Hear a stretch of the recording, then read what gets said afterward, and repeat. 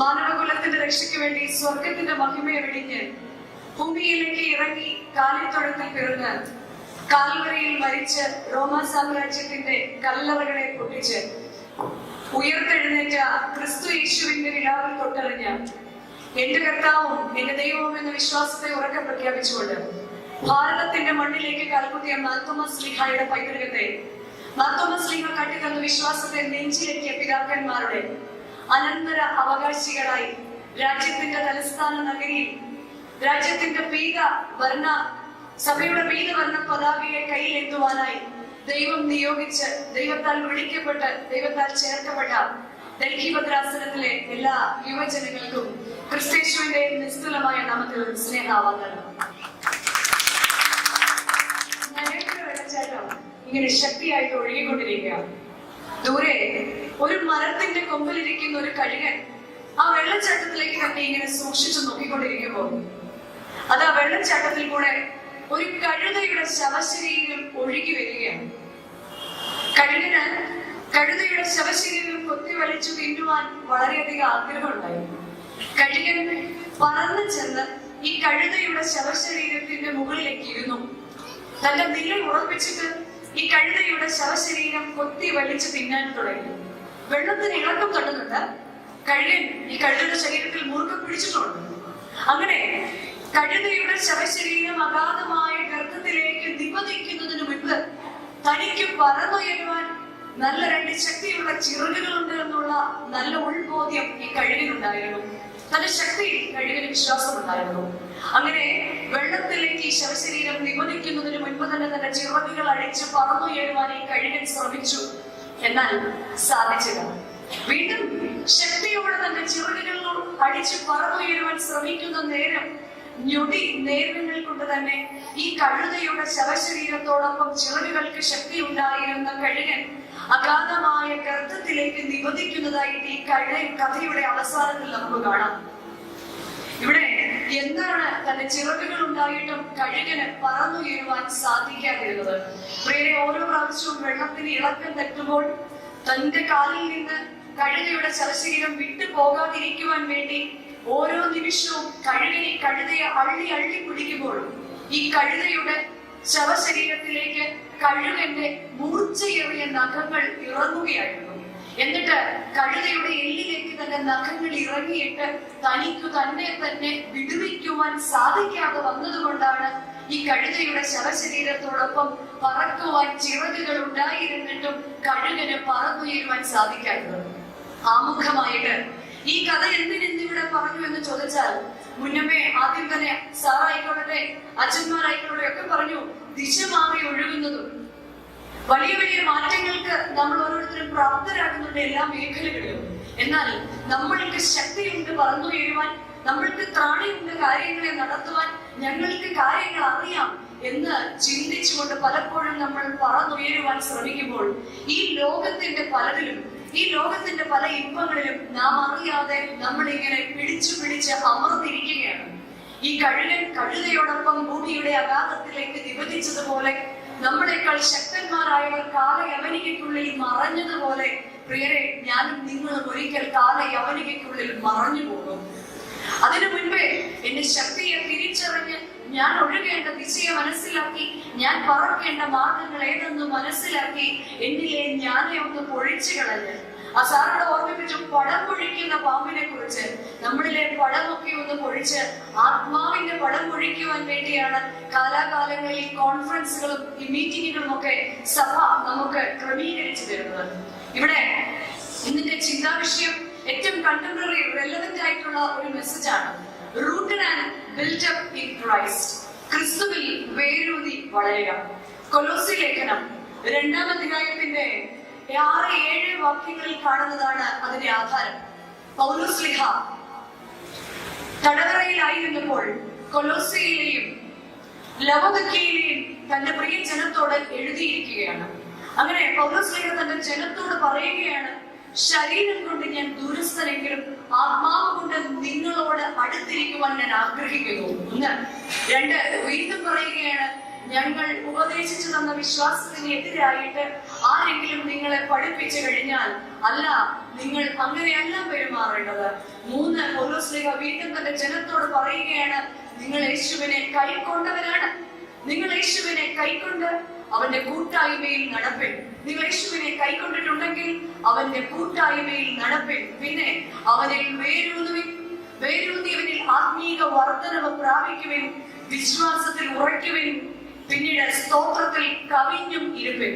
ഇതെല്ലാം പരസ്പരം റിലേറ്റഡ് ആണ്. ഇപ്പൊ മലയാള വേദപുസ്തകത്തിൽ കാണുന്നത് അവനിൽ വേരൂന്നി ആത്മീക വർധനവ് പ്രാപിക്കുക എന്നാണ്. അവനിൽ വേരൂന്നി വളരുക. അവനിൽ എന്ന് പറയുമ്പോൾ നമുക്കറിയാം, ഞാനൊരു സ്കൂൾ അധ്യാപികയാണെന്ന് അച്ഛൻ പറഞ്ഞു. അവിടെ ഒരു അവൻ എന്ന് പറയുമ്പോൾ അവിടെ നൗൺ അല്ല ഉപയോഗിച്ചിരിക്കുന്നത്. അപ്പോൾ ആരാണ് അവൻ എന്നൊരു ചോദ്യമുണ്ട്. അവനെ പോലെ ആകുവിൻ, ഇവനെ പോലെ ആകുവിൻ എന്ന് ചോദിക്കുമ്പോൾ നമുക്കൊരു ചോദ്യമുണ്ട്, ആരാണ് അവൻ? ആരാണ് അവൻ? ആരാണവൻ? മാലാഖമാരുടെ നാട്ടിൽ ക്രോപകൾ വഹിക്കുന്ന തേരിൽ അഗ്നിസിംഹാസനത്തിൽ ആരൂഢനായിരിക്കുന്ന പിതാവിന്റെ വലതുഭാഗത്ത് മഹിമയിൽ ഇരിക്കുന്ന പുത്രൻ തന്നെ വെറുമയാക്കിക്കൊണ്ട് ഭൂമിയിലേക്ക് ഇറങ്ങി വന്ന് ദൈവത്തിന്റെ കൽപ്പനകൾ അടങ്ങേണ്ട കൽപ്പനകൾ എങ്ങനെയാണ് പാലിക്കേണ്ടതെന്ന് പഠിപ്പിക്കുവാൻ സ്വർഗത്തിൽ നിന്ന് ഭൂമിയിലേക്ക് ഒരു നിസാരക്കാരനെ പോലെ ഇറങ്ങി വന്നവനായിരുന്നു അവൻ. ആരിലായിരുന്നു അവൻ വന്നത്? പരിശുദ്ധ അമ്മയുടെ ഉദരത്തിലായിരുന്നു അവൻ ജനിച്ചത്. ഇത്രയും കഴിഞ്ഞ 2 മാസങ്ങളായിട്ട് പരിശുദ്ധ അമ്മയുടെ പെരുന്നാൾ ആഘോഷിക്കുമ്പോൾ ഇവിടെയും മധ്യസ്ഥ പ്രാർത്ഥന ചൊല്ലുമെന്ന് നാം വിചാരിക്കുന്നു. നമ്മൾ പാടാറുണ്ട്, മന്നാ നിക്ഷേപിത ജപം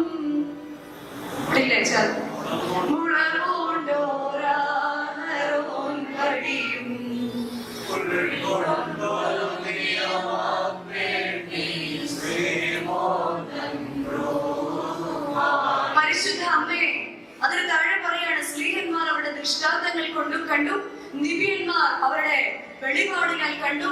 ആ പരിശുദ്ധ അമ്മയുടെ ഉദരത്തിൽ ഉരുവായവനാണ് അവൻ. പരിശുദ്ധ അമ്മയെ പരിശുദ്ധ പിതാക്കന്മാർ സാക്ഷ്യപ്പെട്ടകമെന്നാണ് പറയുന്നത്. എന്താണ് സാക്ഷ്യപ്പെട്ടകമെന്ന് നാം ചിന്തിച്ചിട്ടുണ്ടോ? പഴയ നിയമത്തിൽ ഇസ്രായേലിന്റെ പരിശുദ്ധനായ ദൈവവും തമ്മിലുള്ള ഒരു ബന്ധമായിരുന്നു, അഭേദ്യമായ ബന്ധമായിരുന്നു ഈ സാക്ഷ്യപ്പെട്ടകം. ഈ സാക്ഷ്യപ്പെട്ടകം എവിടെയുണ്ടോ അവിടെ യഹോവയുടെ സാന്നിധ്യം അവർ അനുഭവിച്ചിരുന്നു. അവിടെ യഹോവയുടെ സാന്നിധ്യം അനുഭവിക്കുന്ന സാക്ഷ്യപ്പെട്ടകത്തിന്റെ ഉള്ളിൽ 3 സാധനങ്ങളായിരുന്നു അവർ വെച്ചിരുന്നത്. 1 മന്ന നിക്ഷേപിക്കുന്ന ചെപ്പ്, മന്നയും നിക്ഷേപിക്കുന്ന ചെപ്പും. 2 അഹറോന്റെ തളിർത്ത വടി. 3 മോശ അവർക്ക് കൊടുത്ത നിയമ ഫലകങ്ങൾ അടങ്ങിയ കൽപ്പനകൾ. ഇവ 3മായിരുന്നു ഈ സാക്ഷ്യപ്പെട്ടകത്തിന്റെ ഉള്ളിൽ ഇസ്രായേൽ ജനം സൂക്ഷിച്ചിരുന്നത്. പരിശുദ്ധ അമ്മയെ നമ്മുടെ പിതാക്കന്മാർ പറയുകയാണ്, മലങ്കര സഭയുടെ പിതാക്കന്മാർ പരിശുദ്ധ അമ്മയെ സാക്ഷ്യപ്പെട്ടകം എന്ന് പറയുവാൻ കാരണം എന്താണ്? ആഹാരം കൊണ്ട് തൃപ്തിപ്പെടാത്ത, സ്വർഗത്തിൽ നിന്ന് പൊഴിച്ചു കൊടുത്ത മഞ്ഞ കഴിച്ചിട്ടും തൃപ്തി വരാത്ത ഒരു ഇസ്രായേൽ ജനതയ്ക്ക് മുൻപിൽ സ്വർഗത്തിന്റെ മറയെ കീറി ഭൂമിയിലേക്ക് അവതരിച്ച ജീവന്റെ അപ്പമായ സ്വർഗീയ മന്നയായ അവനെ കൈക്കൊണ്ട ഉദരമായതിനാൽ മന്ന നിക്ഷേപിക്കുന്ന ചെപ്പാണ്. 2 രാജകീയ പുരോഹിത വർഗം, ദൈവത്തിന്റെ സ്വന്തം ജനം എന്ന് നമ്മെ വിളിക്കപ്പെടുവാൻ വേണ്ടി പത്രോസ്ലീഹായുടെ ലേഖനം 2-ാം അധ്യായത്തിന്റെ 9-ാം വാക്യത്തിൽ പറയുന്നുണ്ട്, രാജകീയ പുരോഹിത വർഗം നിത്യ ജനമായി നമ്മെ തിരഞ്ഞെടുക്കുവാൻ വേണ്ടി അവൻ അഹറോന്റെ തളിർത്ത വടിയായി 12 ഗോത്രത്തിന്റെയും വടികൾ അവിടെ നിരത്തി വെച്ചിട്ട് അഹറോന്റെ തളിർത്ത വടി ആണ് അവിടെ കാണപ്പെട്ടതുപോലെ പരിശുദ്ധ അമ്മയുടെ ഉദരത്തിൽ അവതരിച്ച തളിർത്ത പൗരോഹിത്യത്തിന്റെ അടയാളം നമുക്ക് നൽകുവാൻ വേണ്ടി ജനിച്ചവൻ. 3 പറയുന്നു, നിയമങ്ങൾ കൊടുത്തു. മോശയ്ക്ക് സീനായി മലയിൽ വെച്ച് യഹോവയാം ദൈവം കൊടുത്ത കൽപ്പനകൾ എങ്ങനെ അനുസരിക്കണമെന്ന് അറിയാതെ ഇസ്രായേൽ ജനം ഇരുന്നപ്പോൾ, ഇസ്രായേൽ ജനം അവരുടെ പരിമിതികളെ കണ്ട് വിളിച്ചു പറഞ്ഞപ്പോൾ കൽപ്പനകൾ എങ്ങനെയാണ് അനുസരിക്കേണ്ടതെന്ന് കാണിക്കുവാൻ സ്വർഗത്തിൽ നിന്ന് ഇറങ്ങി വന്ന നിത്യ കൽപ്പനകൾ അടങ്ങിയ കൽഫലകമായ പുത്രൻ പരിശുദ്ധ അമ്മയുടെ ഉദരത്തിൽ. ഇവ 3ഉം ഉണ്ടായതുകൊണ്ട് പരിശുദ്ധ അമ്മ സാക്ഷ്യപ്പെട്ടകത്തിന് സമമാണ് പ്രിയരെ. എന്നാൽ ഇന്ന് ജീവിക്കേണ്ട സാക്ഷ്യപ്പെട്ടകങ്ങളാണ് ഞാനും നിങ്ങളും. അവനിൽ വേരൂന്നി ആത്മീക വർധനം പ്രാപിക്കുമ്പോൾ മാത്രമാണ് നമ്മൾ സാക്ഷ്യപ്പെട്ടകങ്ങളായി മാറുന്നത്. പരിശുദ്ധ മാമോദീസയിൽ നമ്മൾ ചൊല്ലാറുണ്ട്, പറുദീസയിൽ ആദാം രുചി നോക്കാത്ത കനി സാമോദമിത നിന്റെ വായിൽ വെക്കുന്നു. ദൈവത്തിൽ വീണ്ടും പരിശുദ്ധ കുർബാനയിൽ സ്വീകരിക്കാനായിട്ട് പോകുമ്പോൾ നമ്മൾ പറയുന്നുണ്ട്, അവരെയാണ് ആദാമിന്റെ മക്കൾ തങ്ങളുടെ കൈകളിൽ എടുത്ത് ആഘോഷിക്കുന്നത്. പിന്നെ പറയുന്നു, വാനവരുടെയിൽ അസൂയാദോഷം പാടുണ്ടെങ്കിൽ അത് എന്താണ്? മാനുഷ്യസുതനോട് ആ ക്രോപന്മാർക്കുണ്ട്, നമ്മളോടുണ്ട് ക്രോപന്മാർക്ക് അസൂയ. എന്തിനാണ്? കർത്താവിന്റെ തിരുശരീര രക്തത്തെ ഭക്ഷിക്കുന്നത് കൊണ്ട് നാം ആണ് ഇന്ന് ഭൂമിയിൽ ജീവിക്കുന്ന മന്ന നിക്ഷേപിച്ചിരിക്കുന്ന ചെപ്പ്. 2, രാജകീയ പുരോഹിത വർഗമായി അവൻ നമ്മെ തിരഞ്ഞെടുക്കുന്നത് കൊണ്ട് നമ്മളുടെ ജീവിതങ്ങളും ക്രിസ്തുവിന് വേണ്ടി തളിർക്കുന്ന വഴിയായി തീരണം. വീണ്ടും പരിശുദ്ധ മാമോദീസയിൽ കൂടെ നമ്മൾ ഏറ്റുപറയുന്നുണ്ട്, സാത്താനെ ഞങ്ങൾ ഉപേക്ഷിക്കുന്നു, മശിഹായെ ഞങ്ങൾ സ്വീകരിക്കുന്നു എന്ന ദൈവത്തിന്റെ കൽപ്പനകളെ മുറുകെ പിടിച്ചുകൊണ്ട്, കൽപ്പനകളെ തന്നെ മുറുകെ പിടിച്ച് സകലത്തെയും ഉള്ളത്തിൽ സ്വീകരിക്കുന്ന നാം ഓരോരുത്തരും കൽപ്പനകൾ അടങ്ങിയിരിക്കുന്ന ഓരോ ദേഹങ്ങളാണ്. അങ്ങനെയാണ് നാം ഓരോരുത്തരും ക്രിസ്ത്യാനികളായിരിക്കുന്നത്. ഇന്നിന്റെ സമൂഹത്തിൽ ജീവിക്കേണ്ട സാക്ഷ്യ പെട്ടകങ്ങളാണ് നമ്മൾ. അതുകൊണ്ടാണ് പൗലോസ് നമ്മോട് ഇന്ന് പറയുന്നത്, നിങ്ങൾ ആത്മീക വർധനവ് പ്രാപിച്ച് ക്രിസ്തുവിൽ വേരൂന്നി വളരണം.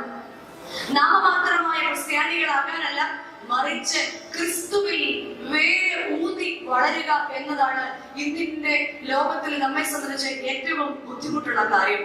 നമ്മൾ പറഞ്ഞു റൂട്ടഡ്. റൂട്ട് എന്ന് പറയുമ്പോൾ ROOT റൂട്ടും ഉണ്ട്, ROUTE റൂട്ടും ഉണ്ട്. ഈ റൂട്ടാണ് that makes our root. ROOT root that makes our വഴി എന്ന റൂട്ട്. റൂട്ട് ടു റൂട്ട് ആയിരിക്കണം ഇന്നിന്റെ നമ്മുടെ ഒരു ചിന്തയുടെ ആധാരം. ഈ വേരിൽ നിന്ന് ഈ ക്രിസ്തുവാകുന്ന വേരിൽ നിന്ന് ROUTE റൂട്ടിലേക്ക് നമ്മളുടെ വഴികളെ നിയന്ത്രിക്കുവാൻ നമുക്ക് സാധിക്കണം.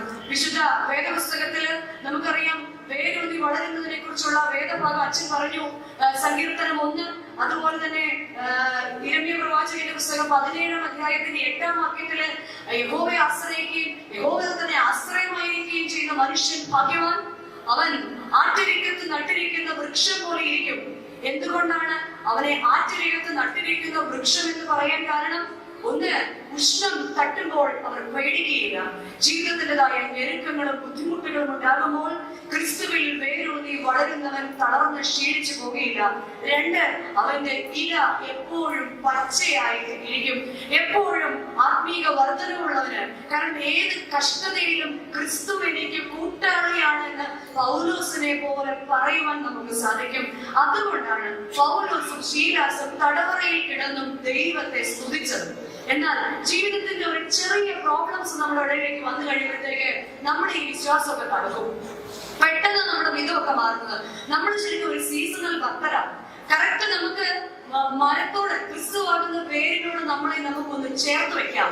എന്നിട്ട് ചോദിക്കാം, ഞാൻ എങ്ങനെയാണ്? നമുക്കറിയാം നമ്മുടെ ചുറ്റിലിരിക്കുന്ന മരങ്ങളുടെയൊക്കെ പ്രത്യേകത. ഈ മരങ്ങള് ചില സമയത്ത് ചില സീസണില് ഇതിന്റെ ഇലകളെല്ലാം പൊഴിഞ്ഞു പോകും. ചില സീസണിൽ അത് പൂക്കുന്നത് കാണാം, മറ്റൊരു സീസണിൽ അത് കായ്ക്കുന്നത് കാണാം. ചില സീസണിൽ വളരെ ഹാപ്പി ആയിട്ട് നിൽക്കുന്നത് കാണാം, ചില സീസണിൽ വളരെ ഡള്ളായിട്ട് നിൽക്കുന്നത് കാണാം. ഈ സീസൺ അനുസരിച്ച് സ്വഭാവം മാറ്റുന്നവരാണ് ആരെ? ഈ മരങ്ങൾ. നമ്മളെ മരങ്ങളായി ഒന്ന് സങ്കല്പിച്ചു നോക്കൂ. നമ്മളും ഇതുപോലല്ലേ? ചില സമയത്ത് നമ്മുടെ വിശ്വാസവും നമ്മുടെ പ്രാർത്ഥനയൊക്കെ കണ്ടു കഴിഞ്ഞാല് ഇപ്പൊ സ്വർഗത്തിൽ നിന്ന് കെരൂബുകൾ ഇറങ്ങുമെന്ന് തോന്നും. ഇതേ നമ്മുടെ 2 മാസം കഴിയുമ്പോൾ ആവശ്യങ്ങൾ കഴിഞ്ഞു കഴിയുമ്പോൾ പള്ളി പോകാതിരിക്കാൻ പറ്റുമോ? തീർച്ചയായിട്ടും പോകണം. അങ്ങനെ കുറഞ്ഞു വരും. ഇവിടെ ആദ്യം ഓർമ്മിപ്പിച്ചതിൽ ഒന്നിനൊരു ജോലിക്ക് പ്രോബ്ലം വേണം, അല്ലെങ്കിൽ അനുസരിക്കാത്ത 2 മക്കളുണ്ടാവണം, അല്ലെങ്കിൽ താമസിക്കുന്ന സ്ഥലത്തിന് എന്തെങ്കിലും പ്രോബ്ലം വേണം, അല്ലെങ്കിൽ ജോലി എന്തെങ്കിലും ജീവിതത്തിന്റെ പ്രശ്നം വഴക്കുകൾ വേണം. അപ്പോൾ നമ്മളെല്ലാം പരമ ഭക്തര. ആ സീസൺ കഴിഞ്ഞു കഴിയുമ്പോൾ പിന്നെ പ്രത്യേകിച്ച് ഈ എക്സാമിന്റെ മക്കൾക്ക് എക്സാം ഒക്കെ ആണെങ്കിൽ നമ്മുടെ ഭക്തി എന്നൊക്കെ പറഞ്ഞാല് അതിങ്ങനെ സൂപ്പർലേറ്റീവ് ഡിഗ്രിയിലാണ് നിൽക്കുന്നത്. റിസൾട്ട് വന്ന് കഴിയുമ്പോൾ നമ്മളിങ്ങനെ എന്താ സ്നേക്ക് ലാഡർ പോലെയാ. ഏറ്റവും വെള്ളത്തിൽ കഴിയുമ്പോൾ നമ്മൾ എന്ത് ചെയ്യും? ഇങ്ങനെ വന്ന് വീണ്ടും എവിടെ വന്ന് നിൽക്കും? 1. Then again we are starting from 1. ഇങ്ങനെ തുടങ്ങുകയാണ്, അല്ലാതെ ആത്മീക വർധനവ് പ്രാപിക്കുന്നില്ല.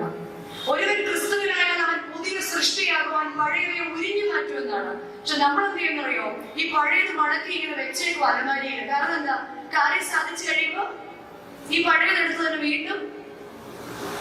വീണ്ടും ഈ പഴയത് തന്നെ എടുത്തിടുന്ന ഒരു പ്രവണത.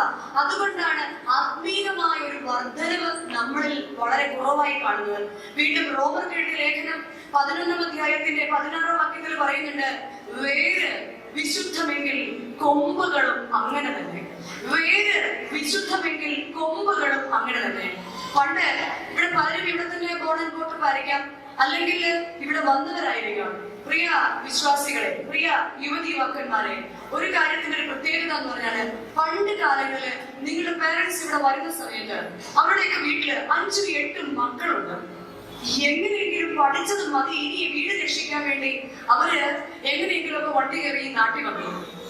ഒത്തിരി ബുദ്ധിമുട്ടി ഒരു സൈക്കിള് വാങ്ങിച്ചു, ഒത്തിരി ബുദ്ധിമുട്ടി വീട് താമസിച്ചു, ഒത്തിരി ബുദ്ധിമുട്ടി നിങ്ങളെ വളർത്തി. അത് കഴിഞ്ഞപ്പോൾ നിങ്ങൾ മക്കളായി കഴിഞ്ഞപ്പോഴത്തേക്ക് അവർക്ക് എന്തെങ്കിലുമൊക്കെ കൊടുക്കണം, പിന്നെ സമ്പാദിക്കുവാനുള്ളൊരു വെപ്രാളമായി.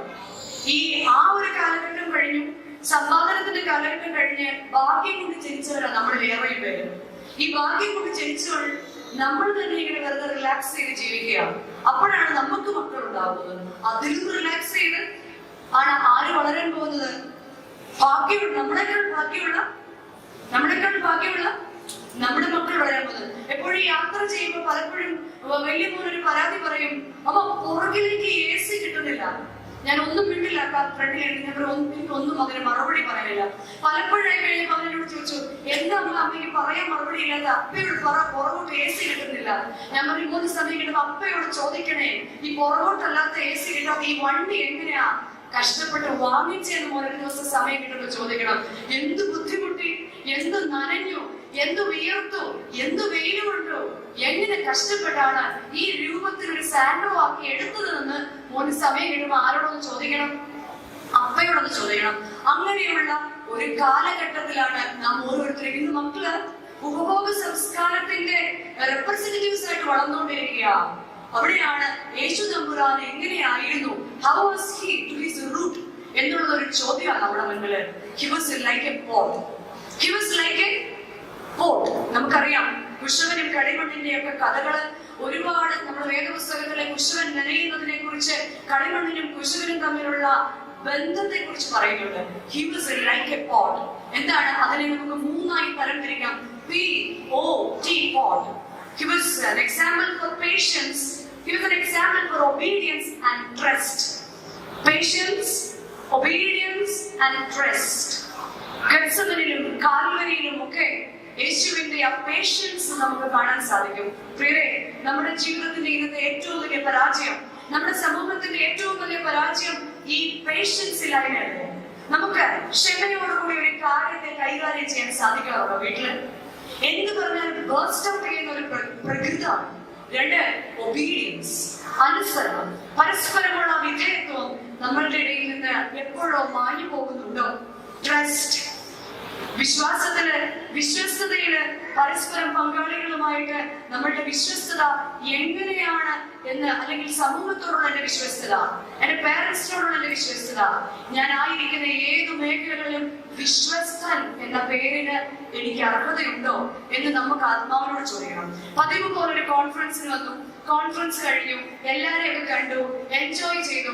വന്ന 2 ഗസ്റ്റുകൾക്കും ഇത്ര മാർക്ക് വെച്ച് കൊടുത്ത് നമ്മുടെ വീട്ടിലേക്ക് കടന്നുപോയി. വന്ന 2 പേരുടെ നമ്പർ വാങ്ങിച്ച് 10 ദിവസം വാട്സപ്പിൽ ഗുഡ് മോർണിംഗ്, 11 ദിവസം തൊട്ട് കാണാതെ പോയി. അങ്ങനെ തീരുന്നതാണോ ക്രിസ്തുവുമായിട്ടുള്ള ബന്ധം? ആത്മീക വർദ്ധനവ് പ്രാപിക്കുന്നവൻ വേര് പോലെ ക്രിസ്തുവിൽ വളരണം. വേര് വിശുദ്ധമെങ്കിൽ മാത്രമേ കൊമ്പുകൾക്ക് ശക്തി ഉണ്ടാകുള്ളൂ. യോഹന്നാൻ ശ്ലീഹായുടെ സുവിശേഷം 15 അധ്യായം തുടങ്ങുന്നത് തന്നെ ഞാൻ മുന്തിരിവള്ളിയും എന്റെ പിതാവ് തോട്ടക്കാരനുമെന്നാണ്. വീണ്ടും പറയുക, നിങ്ങൾ എന്നിൽ ഫലം കായ്ക്കുന്ന കൊമ്പുകളാണ്. ഫലം കായ്ക്കഴിഞ്ഞാൽ ഞാൻ അതിനെ വെട്ടി മാറ്റിയ കൊമ്പുകളെ ഞാൻ തീയിലിട്ട് ചുട്ടുകളയും എന്ന് പറയുമ്പോൾ നമ്മൾ ഓർക്കേണ്ടത്, വീണ്ടും യിരെമ്യാ പ്രവാചകന്റെ പുസ്തകം 3-ാം അധ്യായത്തിന്റെ 19-ാം വാക്യത്തിൽ പ്രവാചകൻ പറയാ, ഞാനോ നിന്നെ ദത്തെടുത്തു, ജാതികൾക്ക് കൊടുക്കാനിരുന്ന അതിഭംഗിയുള്ള ദേശം ഞാൻ നിനക്ക് നൽകി, നീ എന്നെ എന്റെ പിതാവ് എന്ന് വിളിക്കുമെന്ന് ഞാൻ ധരിച്ചു. എന്നാൽ ഇസ്രായേലെ, നീ എന്നെ വിട്ട് പരസംഗം ചെയ്തു. ഞാനോ നിന്നെ ദത്തെടുത്തു. ഇന്ന് ഇവിടെ നിങ്ങളെ സംബന്ധിച്ച് വളരെ ആപ്റ്റാണ്. കാരണം ഈ നാട്ടിലെ ചെറുത് താമസിക്കേണ്ടിടത്തുനിന്ന് മറുനാട്ടിലെ മലയാളികൾ വന്ന് നമ്മളെ ദത്തെടുത്ത് ഇവിടെ താമസിപ്പിച്ചിരിക്കുകയാണ്. എന്നിട്ട് അതിഭംഗിയുള്ള ദേശം ഞാൻ നിങ്ങൾക്ക് നൽകി. എന്തിനു വേണ്ടിയാ? നീ എന്നെ എന്റെ പിതാവെ എന്ന് വിളിക്കുമെന്ന് ഞാൻ കരുതി. എന്നാൽ ഇസ്രായേലെ, നിന്റെ പ്രവൃത്തിയിൽ പലപ്പോഴും നീ എന്നെ വിട്ട് പരസംഗം ചെയ്തു. ഇതൊക്കെ പറയുമ്പോൾ നമ്മൾ പറയും, നമ്മുടെ കുഴപ്പമല്ല, ഇത് സൊസൈറ്റിയുടെ കുഴപ്പമാണ്, ഇവിടുത്തെ സൊസൈറ്റി ഇങ്ങനെയാണ് അങ്ങനെയാണ് എന്നൊക്കെ പറയും. എന്നാൽ ഇന്നത്തെ ലോകത്തെ നമുക്ക് ഒരു LPG വേൾഡ് ആയിട്ട് പറയാം. എന്താണ് LPG വേൾഡിന്റെ പ്രത്യേകത? ഒന്ന്, ലിബറലിസം. എവിടെയും ലിബറലിസമാണ്, ലിബറൽ വ്യൂ ആണ്. അപ്പനും അമ്മയ്ക്കും മക്കൾക്കും ആർക്കും ആരെയും എന്തും പറയാവുന്ന ആർക്കും ആരെയും ചോദ്യം ചെയ്യാം. ആർക്കും എവിടെ ചെന്നും എന്താ ഞാൻ ചോദിച്ചാൽ അവർ തെറ്റ് ചെയ്തിട്ടല്ലേ, ഞാൻ ആരാണ് ചോദിക്കാൻ? അവരിൽ നീതിമാനോ ഞാൻ? അവരിൽ നീതിയുള്ളവരോ ഞാൻ? പിന്നെ ഞാൻ ആരാണ്? ഇല്ല. ഒരു ലിബറൽ വ്യൂ ആണ് നമുക്ക് എല്ലാത്തിനകത്തും. പ്രൈവറ്റൈസേഷൻ, എല്ലായിടത്തും privatisation, transfer to private ownership ആണ്. നമ്മുടെ പണ്ട് വീടുകളിലൊക്കെ ഒരു പ്രൈവറ്റൈസേഷൻ ഒന്നും ഇല്ലായിരുന്നു. അപ്പൻ കാര്യങ്ങൾ തീരുമാനിക്കും. അപ്പന്റെ മൂടലിന്റെ ശബ്ദം അമ്മ മനസ്സിലാക്കും. അത് അപ്പന്റെ അമ്മയുടെ ഇഷ്ടം അനുസരിച്ച് മക്കളും. പക്ഷെ എന്നാൽ സൗകര്യങ്ങൾ കൂടിയപ്പോഴത്തേക്ക് ഒരു പ്രൈവറ്റ് ഭരണം.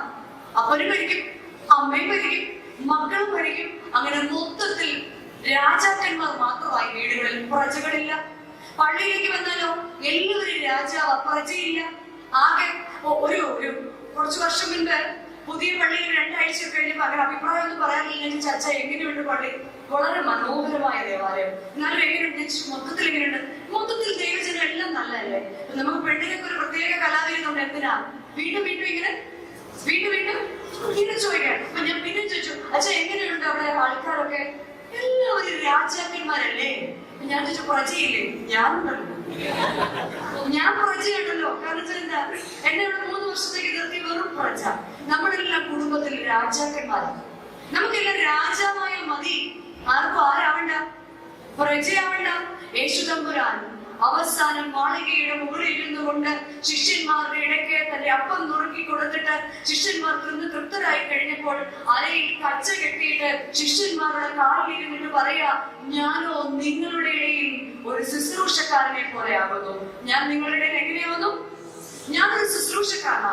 യൂത്ത് എന്നൊക്കെ പറയുമ്പോൾ നമ്മൾ പറയും യുവരക്തം തിളക്കുകയാണ്. ഇതുപോലെ ഒത്തിരി തിളച്ചിട്ടാണ് എല്ലാവരും മാറിയിരിക്കുന്നതെന്ന് നമ്മൾ മനസ്സിലാക്കുന്നില്ല. നമ്മൾ മനസ്സിലാക്കേണ്ടത്, നാം തിളക്കേണ്ടത് ക്രിസ്തുവിന് വേണ്ടിയാണ്. പൗലോസിന്റെ ഒരു എരിവാണ് ഓരോ ക്രിസ്ത്യാനിയുടെ ഉള്ളിൽ ഉണ്ടാകേണ്ടത്. യഹൂദനായിരുന്ന പൗലോസ് ക്രിസ്തുവിനെ മനസ്സിലാക്കിയപ്പോൾ അവന്റെ ഉള്ളിലുണ്ടായിരുന്ന എരിവ് എന്റെയും നിങ്ങളുടെയും മുന്നിൽ ഉണ്ടാകുമ്പോഴാണ് മലങ്കര സഭ ധന്യയാകുന്നത്. ക്രിസ്തു യേശുവിന്റെ മണവാട്ടിയായ സഭയ്ക്ക് നമ്മൾ ഭൂഷണങ്ങളാകുന്നത്. 3, ഗ്ലോബലൈസേഷൻ, ഒരു ഇന്റർനാഷണൽ ഇൻഫ്ലുവൻസ്. നമുക്ക് എല്ലാം ഒരു കുടക്കീഴിൽ. വേൾഡ് വില്ലേജ്, ഒറ്റ ഒരു ഗ്ലോബൽ വില്ലേജ് ആയിട്ടാണ് ലോകത്തെ കാണുന്നത്. സ്വിറ്റ്സർലൻഡും അമേരിക്കയും ഒക്കെ നമ്മുടെ വിരൽത്തുമ്പിലാണ്. പക്ഷെ നമ്മുടെ വീട്ടിലെ പല കാര്യങ്ങളും പ്രിയരെ നമ്മൾ അറിയാറില്ല. സത്യല്ലേ? പല കാര്യങ്ങളും അറിയാറില്ല. പിന്നെ ബുദ്ധിയുള്ളവരാണെങ്കിൽ പറയും, ഞാൻ നിന്നോട് അന്ന് പറഞ്ഞല്ലേ, നീ ഓർക്കുന്നില്ലേ? അപ്പൊ പരസ്പരം ധാരണയുള്ള ഒരു കാര്യമാണെങ്കിൽ പറയും, ആ ശരിയായിട്ടോ അച്ഛനൊന്ന് പറഞ്ഞതാ, സോറി ഞാൻ വിട്ടുപോയതാ. അത് നമ്മൾ തമ്മിലുള്ള ഒരു മാനസിക അഡ്ജസ്റ്റ്മെന്റ്. കാര്യം അറിഞ്ഞെങ്കിൽ എപ്പോഴും മനുഷ്യൻ നിങ്ങൾ എന്നോട് പറഞ്ഞത്.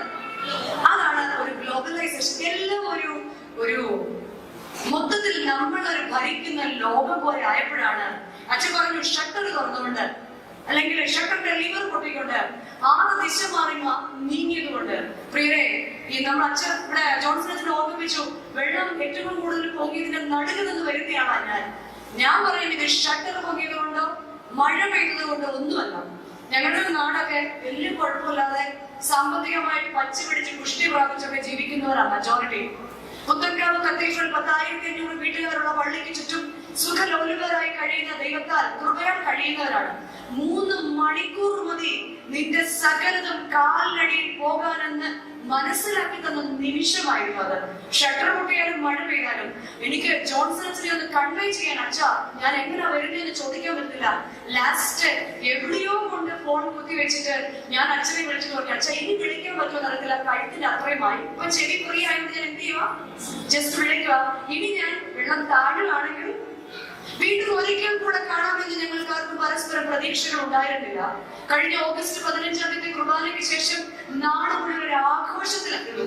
വെള്ളം പൊങ്ങുന്നത് കണ്ടപ്പോൾ കളിയും ചിരിയും സെൽഫിയും അങ്ങോട്ടും ഇങ്ങോട്ടും ആയിരിക്കും. ഞങ്ങളുടെ ഇവിടെ ഇത്രയായി, നിങ്ങളവിടെ എത്രയായി. ഭയങ്കര രസം. വർഷങ്ങൾക്ക് ശേഷം നമ്മളോട് ജലോത്സവം പോലെ കൊണ്ടാടുകയായിരുന്നു. പുത്തൻകാലി വള്ളംകളി പോലെ ഞങ്ങൾ ആഘോഷിച്ചു. അത് രാത്രി ആയപ്പോൾ നദി ഇത്രയും നാൾ ഞങ്ങളെ ഞങ്ങളുടെ ഭൂപ്രദേശത്തെ നനവുകൾ കൊണ്ട് അനുഗ്രഹിച്ച പമ്പ നദി ഉഗ്രരൂപിയെ പോലെ പെരുമാറി ചുവന്ന് കലങ്ങിയ വെള്ളം ശക്തിയായി ഒഴുകി ഇലക്ട്രിക് കമ്പിയുടെ തൊട്ട് താഴെ വരെ about 12 feet ഹൈറ്റിൽ വെള്ളം ഒരു 3 മണിക്കൂറുകൾ ഒഴുകി. എല്ലാവർക്കും മുകളിലും അതിന്റെ മുകളിലും മുറികളുള്ളവരാ. അങ്ങനെ റോഡിലിരിക്കുന്നവരൊന്നുമല്ല. മുകളിലത്തെ നിലയിലേക്ക് വെള്ളം മുട്ടറ്റം വന്നു. ആദ്യത്തെ നില കവിഞ്ഞ് രണ്ടാമത്തെ നിലയിൽ മുട്ടറ്റം വന്നു. നമുക്ക് ആകെ എന്തേ അറിയുള്ളൂ? മുട്ടോളം പോരാ, അരയോളം പോലെ നീന്തി കിടക്കാൻ വയ്യാത്ത അത് പോരാതെ വന്നു കഴിഞ്ഞപ്പോൾ നിലവിട്ടു. മനുഷ്യർക്ക് തമ്മില് എന്ത് ചെയ്യണമെന്ന് അറിയാതെയായി. എല്ലാവരും ഒറ്റക്കെട്ടായി ഒരുപോലെ രാത്രിയിൽ നിലവിളിക്കുന്ന ശബ്ദം മാത്രമായി. പ്രിയരെ, ഈ വെള്ളപ്പൊക്കം ഞങ്ങളെ പഠിപ്പിച്ചത് ദൈവത്തിന് സെക്കൻഡ്സ് മതി നമ്മളെ മര്യാദ പഠിപ്പിക്കാൻ. ഇന്ന് നമ്മുടെ ഇടയിൽ വന്നില്ല എങ്കിലും നമുക്ക് പ്രോബ്ലം ഇല്ല. കാരണം കാലങ്ങളായി പലയിടത്തും ഉണ്ടെന്ന് കേൾക്കുമ്പോൾ നമ്മൾ പറയും, ആണോ ഇടുക്കി ഷട്ടർ തുറക്കുമോ? ഒരിക്കലും ഒരലർട്ടും തരാത്ത ദേശത്തേക്ക് ഈ വെള്ളം ഒഴുകിയത് ഈ ലോകത്തിന് മുഴുവൻ ഒരു പാഠമാകാനാണ്. പ്രിയരെ, നമ്മൾ ഓർക്കണം, വട്ടശ്ശേരി തിരുമേനി കാലം ചെയ്തുവെങ്കിലും കാലത്തിലൂടെ ജീവിക്കുന്ന സഭയുടെ പ്രഖ്യാപിത പരിശുദ്ധനായ വട്ടശ്ശേരി തിരുമേനി കുടുംബ ജീവിതക്കാരെ, സഭാ മക്കളെ എപ്പോഴും പഠിപ്പിക്കാറുണ്ട്. മൂല്യച്യുതിയുടെ മലവെള്ള പാച്ചിലിൽ ഒരു തടശില പോലെ നിൽക്കുവാൻ മൂല്യബോധമുള്ള മാതാപിതാക്കളും മക്കളും സഭയിലും സമൂഹത്തിലും ഉണ്ടാകണം. മൂല്യച്യുതിയുടെ മലവെള്ളപ്പാച്ചിലിൽ ഒരു തടശില പോലെ ഈ ഡൽഹിയുടെ പ്രദേശത്ത് നിൽക്കുവാൻ സഭയുടെ മക്കൾക്ക് സാധിക്കുമ്പോഴാണ് നമ്മുടെ യുവജന പ്രവർത്തനങ്ങൾ വിജയകരമായി തീരുന്നത്.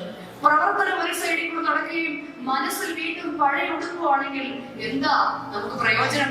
ഇന്ന് നമുക്ക് എല്ലാവർക്കും അറിവുണ്ട്. പലപ്പോഴും പല കാര്യത്തിലും നമുക്ക് തിരിച്ചറിവുകളില്ല.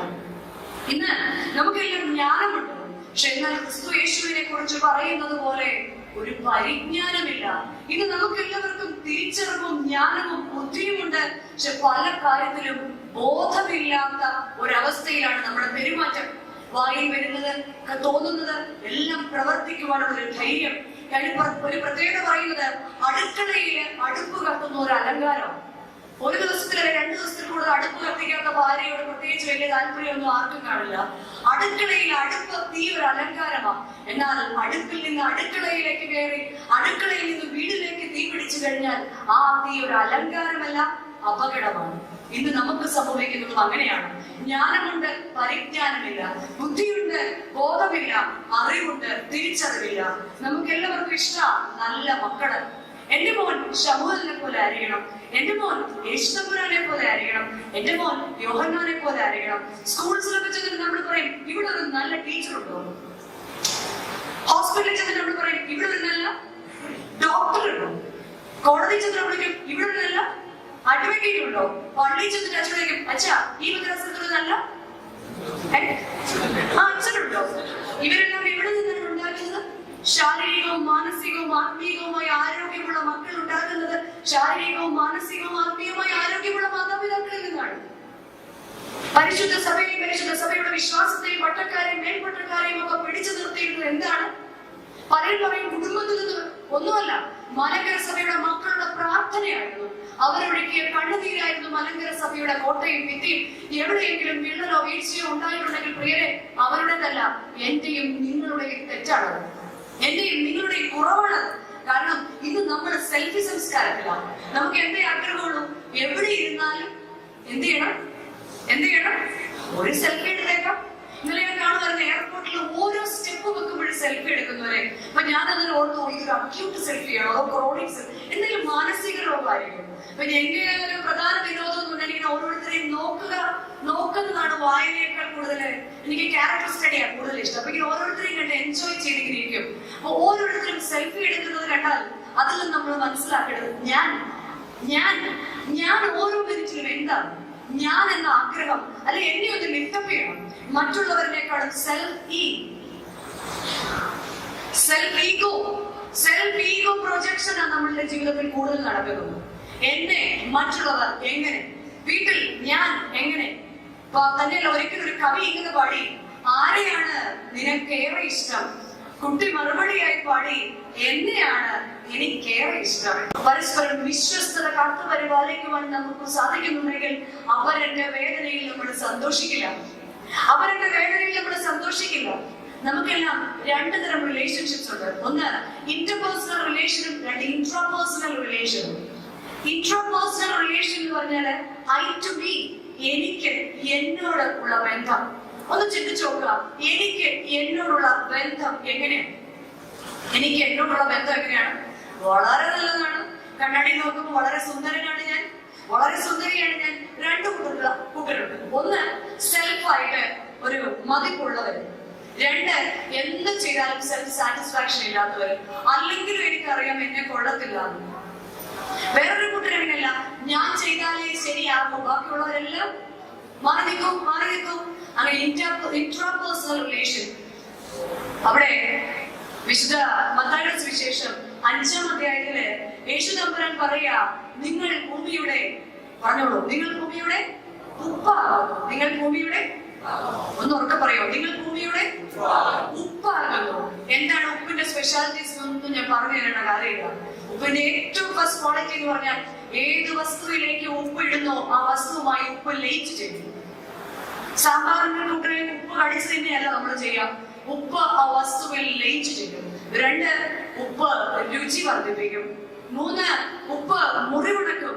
നാല്, ഉപ്പ് ഒരു വസ്തുവിനെ കേട് കൂടാതെ സൂക്ഷിക്കും. പ്രിയരെ, കർത്താവ് തമ്പുരാൻ നമ്മളോട് പറയാ, നമ്മളെ കർത്താവിന്റെ രൂപത്തിൽ സാദൃശ്യത്തിൽ സൃഷ്ടിച്ച കർത്താവ് നമ്മളോട് പറയാ, നിങ്ങൾ ഭൂമിയുടെ ഉപ്പാകുന്നു. ഞാൻ നിങ്ങൾക്ക് എന്റെ പരിശുദ്ധാത്മാവിനെ നൽകിയിട്ടുണ്ട്. നിങ്ങൾ ഭൂമിയുടെ ഉപ്പാകുന്നു. ഞാൻ ഒരു വസ്തുവിൽ ലയിച്ചു ചേരുന്നുണ്ടോ? ഞാൻ എന്റെ കുടുംബത്തിൽ ഇപ്പോഴും ലയിച്ചു ചേരാത്ത അവസ്ഥ ഉണ്ടാവുന്നുണ്ടോ? ഒരിക്കല് എന്റെ സ്കൂളിലെ സ്കൂൾ ആനിവേഴ്സറി നോട്ടീസുമായിട്ട് റിട്ടയർ ചെയ്ത ഒരു HMന്റെ വീട്ടിലേക്ക് ഞാൻ പോയി. ഒത്തിരി പ്രായമുണ്ട് ടീച്ചറിന്റെ ഇളയ മോൾ എന്റെ കൂടെ പഠിച്ചാണ്. അപ്പൊ ഞാൻ അവരുടെ വീട്ടിലേക്ക് ചെന്ന് കഴിഞ്ഞു. ചായ എടുക്കാൻ ചോദിച്ചു. ചായയൊക്കെ തരാൻ ഞാൻ ചോദിച്ചു, ടീച്ചറെ സാറില്ലേ എന്ന് ചോദിച്ചു.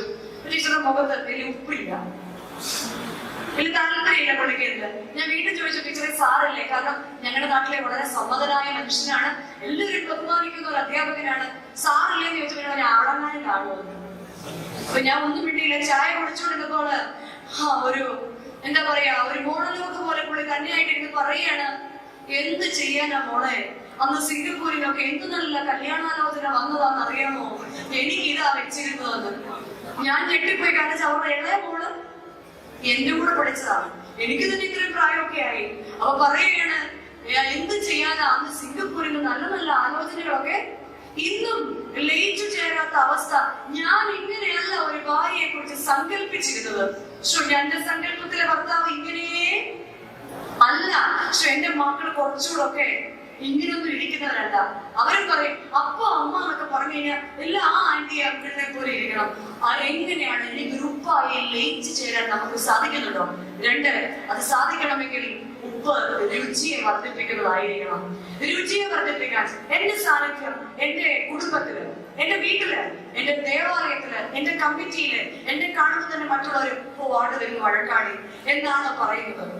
എന്റെ സാന്നിധ്യം എന്റെ സമൂഹത്തിന്റെ രുചിയെ വർദ്ധിപ്പിക്കുന്നുണ്ടോ? എന്റെ സാന്നിധ്യം മുറിവിനെ ഉണക്കുന്നുണ്ടോ? ഉപ്പിട്ട് കഴിയുമ്പോൾ മുറിവുണങ്ങുമെന്ന് നമുക്കറിയാം. എന്നാൽ ഞാൻ വീട്ടിലോട്ട് ചെന്ന് കഴിഞ്ഞാൽ മുറിവുണ്ടാക്കുകയാണോ? ഞാൻ ദേവാലയത്തിലേക്ക് ചെന്ന് കഴിഞ്ഞാൽ പഴയതെല്ലാം തോണ്ടിയെടുത്ത് എങ്ങനെയെങ്കിലും ഇന്നൊരു പ്രശ്നം ഉണ്ടാക്കി വലിയ കേമലാകണമെന്നാണോ ഞാൻ ആഗ്രഹിക്കുന്നത്? മുറിവുണ്ടാക്കുകയാണോ?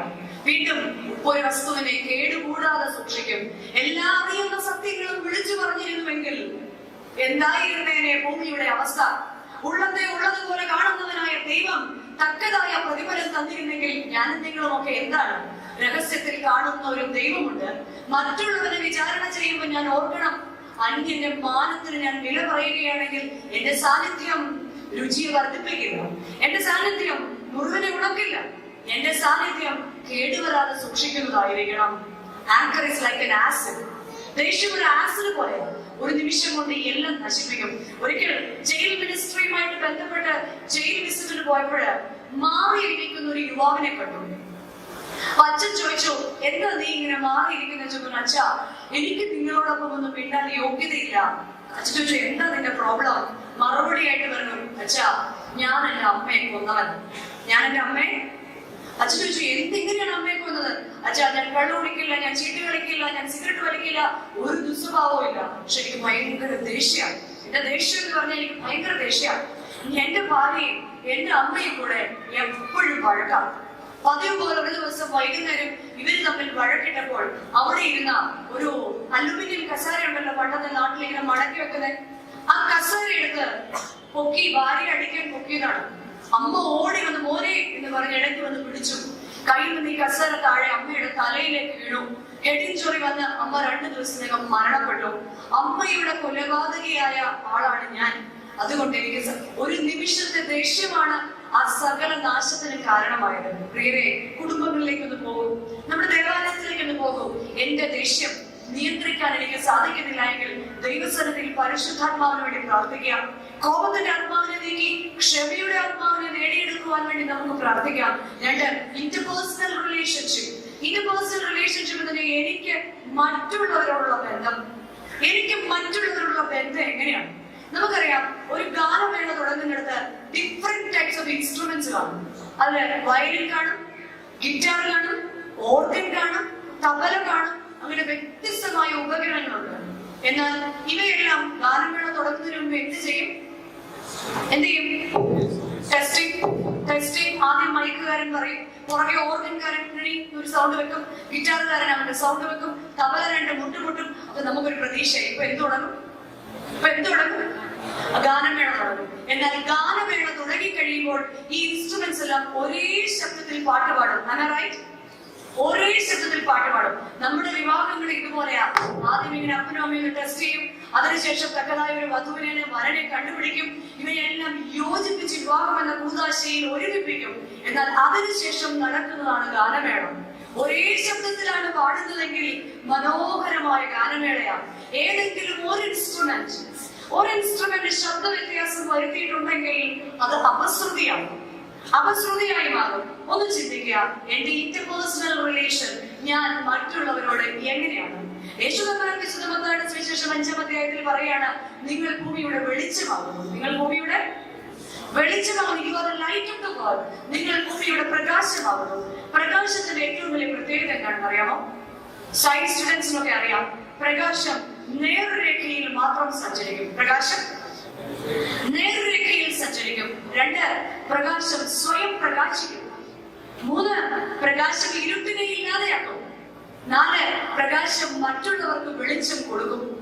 ഞാൻ പ്രകാശമായിട്ട് എന്റെ വീട്ടിലുണ്ടെങ്കിൽ ഞാൻ സ്വയം പ്രകാശിക്കും, ഞാൻ നേർരേഖയിൽ സഞ്ചരിക്കും, എന്റെ സാന്നിധ്യം ഇരുട്ടിനെ ഇല്ലാതെയാക്കും. വീണ്ടും ഞാൻ മറ്റുള്ളവർക്ക് കൂടി പ്രകാശം കൊടുക്കും.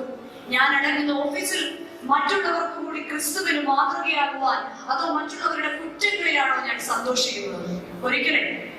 നിങ്ങളൊക്കെ വെക്കേഷനിലൊക്കെ നാട്ടിൽ വരുമായിരിക്കും. അപ്പൊ നാട്ടില്, ഇവിടെയൊന്നും അങ്ങനെയാണെന്ന് ഞാൻ പറയുന്നില്ല, നാട്ടിലൊക്കെ ഒരു പ്രോബ്ലം എന്ന് പറഞ്ഞാൽ ചില സ്ഥലങ്ങളില് എന്ത് കണ്ടാലും ഒരു കുറ്റം കണ്ടുപിടിക്കുന്ന ഒരു പ്രവണതയുണ്ട്. അത് ഇങ്ങോട്ടുണ്ടോ എന്ന് എനിക്ക് അറിഞ്ഞൂടാ കേട്ടോ. അച്ഛനോട് എനിക്ക് ഞങ്ങൾ സംസാരിക്കാൻ സമയം കിട്ടില്ല. ഇവിടെ ഇല്ലാതിരിക്കാം, കാരണം ഓക്കെ. അപ്പൊ ഇവിടെ എന്ത് കണ്ടാലും ഒരു കുറ്റം പറയുന്ന ഒരു ചേട്ടൻ, അല്ല നമ്മുടെ ഭാഷ പറഞ്ഞ ഒരു അച്ചായൻ, പതിവ് പോലെ ഉച്ചയ്ക്ക് ചോറുണ്ടാൻ വീട്ടിൽ വന്നു. അപ്പൊ ഈ അച്ഛന് ഭാര്യയോട് സ്നേഹക്കുറവൊന്നുമില്ല കേട്ടോ, ദോഷം പറയരുത്, നല്ല മനുഷ്യൻ, പുള്ളിക്ക് സ്നേഹക്കുറവൊന്നുമില്ല. പക്ഷേ എന്തെങ്കിലും ഒരു കുറ്റം പറഞ്ഞില്ലെങ്കിൽ പുള്ളിക്ക് ഒരു പഞ്ചില്ല. അപ്പൊ പതിവ് പോലെ ഉണ്ണാൻ വന്നിരുന്നു, ചോറ് കൊണ്ടുവച്ചു, സന്തോഷം.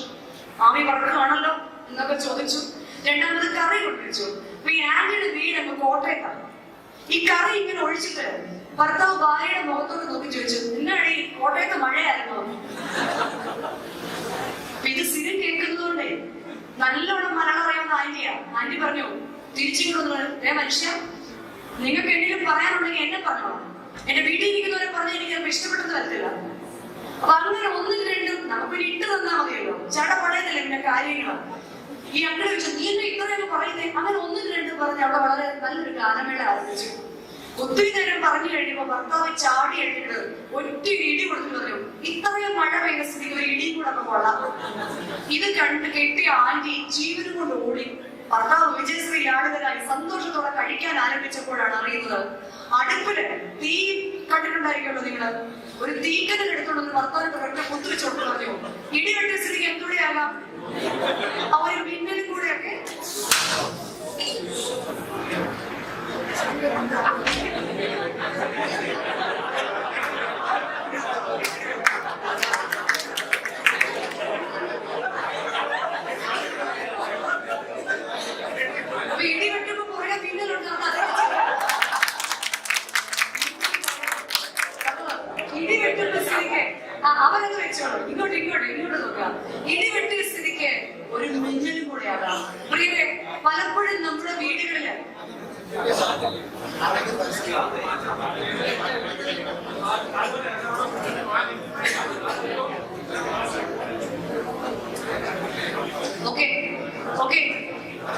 നമുക്ക് ഇവിടെ മടങ്ങി വരാം.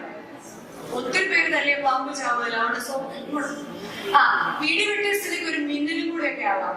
നമ്മളുടെ കുടുംബങ്ങളിൽ ഇങ്ങനെയല്ലേ പ്രശ്നങ്ങൾ സ്റ്റാർട്ട് ചെയ്യുന്നത്. ആക്ച്വലി ഒരു 2 days ഒക്കെ പിണങ്ങിയിരുന്ന് കഴിയുമ്പോ ഞാൻ എന്തിനായിരുന്നു ആക്ച്വലി എന്റെ അമ്മയോട് പിണങ്ങിയത്, ഞാൻ എന്തിനായിരുന്നു എന്റെ ഭാര്യയോട് പിണങ്ങിയത്, ഞാൻ എന്തിനു വേണ്ടിയാ ഈ വീട്ടിൽ ഇങ്ങനെ ഒരു റിവർ നേച്ചർ കാണിക്കുന്നത്. കാര്യം അറിയാൻ വയ്യാത്തതുകൊണ്ട് പിന്നെ മിണ്ടാനും നാണാം. ശരിയല്ലേ? ആക്ച്വലി കാര്യമൊന്നുമില്ല, അതുകൊണ്ട് എനിക്ക് എന്ത് നാണമാണ്, മിണ്ടാനും നാണാം. നമ്മൾ ഒന്നായി നിന്ന് കഴിയുമ്പോൾ മാത്രമാണ് മനോഹരമായ ഗാനമേളകൾ ശ്രുതി മധുരമാകുന്നത്. നാം ഓരോരുത്തരും ക്ഷേത്രമായി തീരണം, നാം ഓരോരുത്തരും സത്രമായി തീരണം. ക്ഷേത്രത്തിന്റെ ഏറ്റവും വലിയ പ്രത്യേകത എന്താണ്? ദൈവം വസിക്കുന്ന ആലയത്തെയാണ് എന്തെന്ന് പറയുന്നത്? ദൈവം വസിക്കുന്ന ആലയത്തെ നമ്മൾ എന്തെന്ന് പറയുന്നത്? ക്ഷേത്രം, ദേവാലയം എന്ന് പറയുന്നത്. നാം ഓരോരുത്തരും ദേവാലയമായി മാറണം. ദേവാലയമായി മാറുക എന്ന് പറയുമ്പോൾ ദൈവം വസിക്കുന്ന ആലയം. കൊരിന്ത്യർക്ക് എഴുതിയ ലേഖനം 4-ാം അധ്യായത്തില് പൗലോസ് ശ്ലീഹ പറയുന്നുണ്ട്, നിങ്ങൾ ദൈവത്തിന്റെ മന്ദിരമാണ്. നിങ്ങൾ ദൈവത്തിന്റെ മന്ദിരമാണ്. നിങ്ങൾ സ്വയം നശിച്ചു കഴിഞ്ഞാൽ നിങ്ങൾ ആരെയാണ് നശിപ്പിക്കുന്നത്? ദൈവത്തിന്റെ പരിശുദ്ധാത്മാവിനെയാണ് നശിപ്പിക്കുന്നത്. ദൈവത്തിന്റെ പരിശുദ്ധാത്മാവിനാൽ നിർമ്മിക്കപ്പെട്ട അമ്മയുടെ ഗർഭത്തിൽ ഉരുവായിരിക്കുന്ന ദൈവ പ്രസൻസ് ഉള്ള ബോഡിയാ എന്റെയും നിങ്ങളുടേതും. അപ്പൊ നാം സ്വയം ഒരു ക്ഷേത്രമായി തീരണം. അനേകർക്ക് ദൈവത്തെ കാട്ടിക്കൊടുക്കുവാൻ നമ്മുടെ പ്രവൃത്തികളിലും പ്രവർത്തനങ്ങളിലും സാധിക്കുമ്പോഴാ ക്രിസ്തുവിൽ വേരൂന്നിയോ എന്ന് നമ്മൾ മനസ്സിലാക്കുന്നത്. ക്രിസ്തുവിൽ വേരൂന്നി, അതാണ് പൗലോസ് ശ്ലീഹ പറയുന്നത്, ഞങ്ങൾ ശരീരം കൊണ്ട് ദൂരസ്ഥരെങ്കിലും ആത്മാവ് കൊണ്ട് നിങ്ങളോട് കൂടെയാണ്. പരിശുദ്ധാത്മാവിനുള്ള ഐക്യം ഓരോ മനസ്സിലും ഉണ്ടായിരിക്കണം. ഏത് സാഹചര്യത്തിലും പൊരുത്തപ്പെടുവാൻ ദൈവത്താൽ നിയോഗിക്കപ്പെട്ടവരാണ്. നിങ്ങൾ ദൈവത്തിന്റെ മന്ദിരങ്ങളാണ്. എന്റെ മന്ദിരത്തെ നശിപ്പിക്കുന്നവനെ ഞാനും നശിപ്പിക്കും. എന്നിൽ കായ്ക്കാത്ത കൊമ്പിനെ ഞാൻ വെട്ടി ദൂരെ കളയും. ഞാൻ പറയുന്നതല്ല, ഇതെല്ലാം യേശു തമ്പുരാൻ പറയുന്നതാണ്, ദൈവത്തിന്റെ വചനം പറയുന്നതാണ്. നാം ഓരോരുത്തരും ക്ഷേത്രമായി തീരണം. അങ്ങനെയാവുമ്പോൾ നാം ഓരോരുത്തരും സത്രമായി മാറും. എന്താ സത്രത്തിന്റെ പ്രത്യേകത? ആർക്കും, ഏത് അശരണർക്കും ആലംബഹീനർക്കും തല ചായ്ക്കാൻ ഇടം കൊടുക്കും. ഏത് വയ്യാത്തവരെയും, ഏത് ആർക്കും ഉൾക്കൊള്ളാൻ പറ്റാത്തവരെയും മറ്റുള്ളവന്റെ ബലഹീനതയെ തരണം ചെയ്ത് അതിനെ മനസ്സിലാക്കി അവനെ ഒന്ന് ഉൾക്കൊള്ളുവാൻ, അവന്റെ ബലഹീനതയിൽ അവനെ വിളിച്ചു പറഞ്ഞ് പരിഹസിക്കാനും നമുക്ക് സാധിക്കും. അല്ല, അവന്റെ ബലഹീനതയിൽ അവന് വേണ്ടി പ്രാർത്ഥിക്കുവാൻ സാധിക്കുമ്പോൾ നാം ഓരോരുത്തരും സത്രമാകും. ഭവനങ്ങളിലായിക്കൊള്ളട്ടെ, സമൂഹത്തിലായിക്കൊള്ളട്ടെ. ഞാനൊരു കാര്യം പറയട്ടെ. ഈ അച്ഛൻ പറഞ്ഞു ഞാനൊരു ടീച്ചറാണ്. ടീച്ചേഴ്സിന് ഒരു 100 പിള്ളേര് ക്ലാസ്സിൽ ഇരുന്നാൽ 2 പേര് വർത്താനം പറഞ്ഞാൽ അവര് എന്താവും? തനി ടീച്ചറാണ്. You stand up, what's your problem എന്നൊക്കെ ചോദിക്കാം. അതുകൊണ്ട് അറിയാലോ, നമുക്ക് സഹകരിച്ചു പോകാം. നമുക്ക് നിർത്താൻ പോവാം. അപ്പൊ നമ്മൾക്കറിയാം, ശാന്തമായി ഒഴുകുന്ന നദിയുടെ തീരത്ത് ജീവന്റെ തുടിപ്പുകൾ നമുക്ക് കാണാം. അതുകൊണ്ടാണ് ലേഖനം ശ്ലീഹ പറഞ്ഞിരിക്കുന്നത്, സങ്കീർത്തനക്കാരൻ പറഞ്ഞിരിക്കുന്നത്, യിരെമ്യാ പ്രവാചകൻ പറഞ്ഞിരിക്കുന്നത്, അവൻ ആറ്റിനകത്ത് നട്ടുവെക്കുന്ന വൃക്ഷം പോലെയാകും, ശാന്തമായി ഒഴുകുന്ന നദിയായി തീരാം. എന്നാൽ അലറി വിളിക്കുന്ന കടലിന്റെ തീരം കണ്ടിട്ടില്ലേ? ബീച്ചിന്റെ സൈഡിൽ ഈവൻ ഒരു സിംഗിൾ ഗ്രാസ് എങ്കിലും ഉണ്ടാവോ? ഇല്ല. അവിടെ ഒരു മരങ്ങൾ ഉണ്ടാവോ? ഇല്ല. അലറുന്ന കടലിന്റെ തീരത്ത് ഒരു പുൽനാമ്പ് പോലും കിളിർക്കുന്നില്ല. ശാന്തമായി ഒഴുകുന്ന നദിയുടെ തീരത്ത് ജീവന്റെ തുടിപ്പുകളെ നമുക്ക് കാണാൻ സാധിക്കാം. നമുക്കുമാകാം ശാന്തമായി ഒഴുകുന്ന ഒരു നദിയായി മാറുവാൻ. കുടുംബങ്ങളില്, സമൂഹങ്ങളില്, എവിടെയും ശാന്തമായി ഒഴുകുന്ന നദിയായി തീരാൻ നമുക്ക് സാധിക്കണം. ഇവിടെയാ നമ്മുടെ പിതാക്കന്മാർ കാട്ടിത്തന്ന വഴി. ഇതാണ് നമ്മുടെ പിതാക്കന്മാർ കാണിച്ചു തന്ന മാർഗം. യിരെമ്യാ പ്രവാചകന്റെ പുസ്തകം 6-ാം അധ്യായത്തിന്റെ 16-ാം വാക്യത്തില് നമ്മുടെ പിതാക്കന്മാർ നമ്മെ പഠിപ്പിക്കുന്നുണ്ട്, നിങ്ങൾ വഴികളിൽ ചെന്ന് നല്ല വഴി ഏതെന്ന് പഴയ പാതകളെ നോക്കി ചോദിച്ച് അതിൽ നടപ്പിൻ. നിങ്ങൾ വഴികളിൽ ചെന്ന് നല്ല വഴി ഏതാണെന്ന്, ഏത് വഴി ആരോട് ചോദിക്കണം? പഴയ പാതകളെ. ഇവിടെ അച്ഛൻ ഓർമ്മിപ്പിച്ചു, ഈ ഭദ്രാസനത്തില് നല്ല വളർച്ചയോടുകൂടി അനേക യുവജനങ്ങൾ പ്രവർത്തിച്ചിരുന്നുവെന്ന്. ഇന്ന് ഈ ഭദ്രാസനത്തിലെ ഇന്നത്തെ യുവജനങ്ങളോട് ഇന്നത്തെ ദിവസത്തിൽ ദൈവത്തിന്റെ പരിശുദ്ധാത്മാവ് പറയാ, ഇരമ്യ പ്രവാചകന്റെ പുസ്തകം 6-ാം അധ്യായത്തിന്റെ 16-ാം വാക്യം നമ്മെ ഓർമ്മിപ്പിക്കുക, നിങ്ങൾ വഴികളിൽ ചെന്ന് നിങ്ങളുടെ പിതാക്കന്മാരുടെ ആ പഴയ വഴികളിൽ നോക്കി അവരോട് ചോദിച്ച് അതിൽ നടപ്പിൽ. ചിലപ്പോ അവർക്ക് പ്രൊജക്ട് ഒന്നും വെച്ച് പരിപാടികൾ നടത്താൻ അറിയില്ലായിരിക്കും, അവർക്ക് വലിയ ബ്രേക്ക്ഫാസ്റ്റ് ഒന്നും കൊടുക്കാൻ പറ്റിയില്ലായിരിക്കാം. പക്ഷേ അവരുടെ വഴികളിൽ നോക്കുക.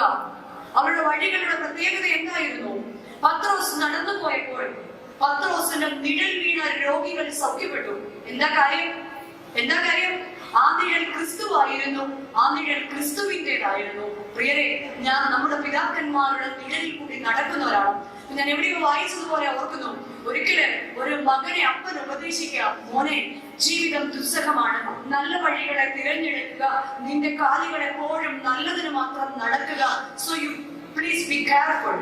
അപ്പൊ മറുപടിയായിട്ട് മോൻ പറയാ, അപ്പാ യു ബി കെയർഫുൾ. പപ്പ ചോദിച്ചു, നീ എന്നോട് എന്തിനു പറയണം, നീ എന്തിന് എന്നോട് പറയുന്നു? മകൻ ചിരിച്ചുകൊണ്ട് പറഞ്ഞു, I'm going to wear your shoes.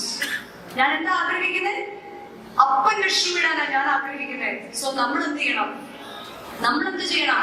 നമ്മളുടെ നടപ്പുകൾ നേരെയാക്കണം. മക്കളിൽ നിന്ന് നന്മ ആഗ്രഹിക്കുന്നുവെങ്കിൽ, മക്കളിൽ നിന്ന് നല്ല ഫലം ആഗ്രഹിക്കുന്നുവെങ്കിൽ, ദേശത്തു നിന്ന് നന്മ ആഗ്രഹിക്കുന്നുവെങ്കിൽ, സഭയിൽ നിന്ന് നന്മ ആഗ്രഹിക്കുന്നുവെങ്കിൽ നമ്മളുടെ നടപ്പിനെ നന്നാക്കണം. അതിന് പഴയ പാതകളെ നോക്കി ചോദിച്ച് അതിൽ നടപ്പിൻ. എന്നാൽ നമ്മുടെ മനസ്സിന് വിശ്രമം ലഭിക്കും, എന്നാൽ നമ്മുടെ മനസ്സിന് സമാധാനം ലഭിക്കും. നമ്മുടെ മനസ്സിന് സമാധാനവും വിശ്രമവും ലഭിക്കാതിരിക്കുന്ന ഒരുപാട് കാര്യങ്ങളും കാരണങ്ങളും നമ്മുടെ ഭവനത്തിലുണ്ട്, അല്ലേ? നമ്മളെല്ലാം ജീവിക്കുന്നത് എക്സ്പെക്ടേഷൻസിന്റെ ബൗണ്ടറിൽ, പ്രതീക്ഷകളുടെ കൊടുമുടിയുടെ മുകളിലാണ് നമ്മൾ താമസിക്കുന്നത്. ഇങ്ങനെ ആയിരിക്കണം, ഇങ്ങനെയാണ് എന്ന് പറഞ്ഞ് നമ്മൾ ജീവിക്കുന്നത് എക്സ്പെക്ടേഷൻസിന്റെ മണ്ടയ്ക്ക് ജീവിക്കുക. ഓരോ കുടുംബ ജീവിതവും ആഗ്രഹിക്കുന്നത് എപ്പോഴും പലരും നമ്മൾ വാട്സപ്പിലൊക്കെ കമന്റ് പറയും, കല്യാണം എന്ന് പറഞ്ഞാൽ അങ്ങനെയാ ഇങ്ങനെയാണ്, കല്യാണം കഴിച്ചവർ വളരെ സങ്കടത്തോടെ ഇങ്ങനെ അയക്കും. ഇത് കണ്ട് കൊച്ചു പിള്ളേരൊക്കെ വായിക്കും. എന്നാൽ ആരെങ്കിലും കല്യാണം കഴിക്കാതിരുന്നിട്ടുണ്ടോ? ആരുടെയെങ്കിലും മക്കളെ കല്യാണം കഴിപ്പിക്കാതിരിക്കോ? എല്ലാവർക്കും എന്താ ആഗ്രഹം? എന്നോട് എന്താ മമ്മി ചോദിക്കാതെ കല്യാണം ആലോചിക്കട്ടെ എന്നല്ലേ ഓരോരുത്തരും വിചാരിച്ചിരുന്നത്. അങ്ങനെ വിചാരിച്ചവരൊക്കെ മുഖത്തുണ്ട് ഇങ്ങനെ ഏൽപ്പിക്കുന്നത്. അത് എന്തിനോട് നമുക്ക് ഉപമിക്കാന്നറിയോ? നമ്മളിവിടെ ചക്ക വാങ്ങിക്കാൻ കിട്ടോ? ചക്ക നാട്ടിലൊക്കെ വരുമ്പോ കണ്ടിട്ടുണ്ടോ? ചക്ക പഴുത്ത് ഇങ്ങനെ പ്ലാവി കിടക്കും, ഇല്ലേ?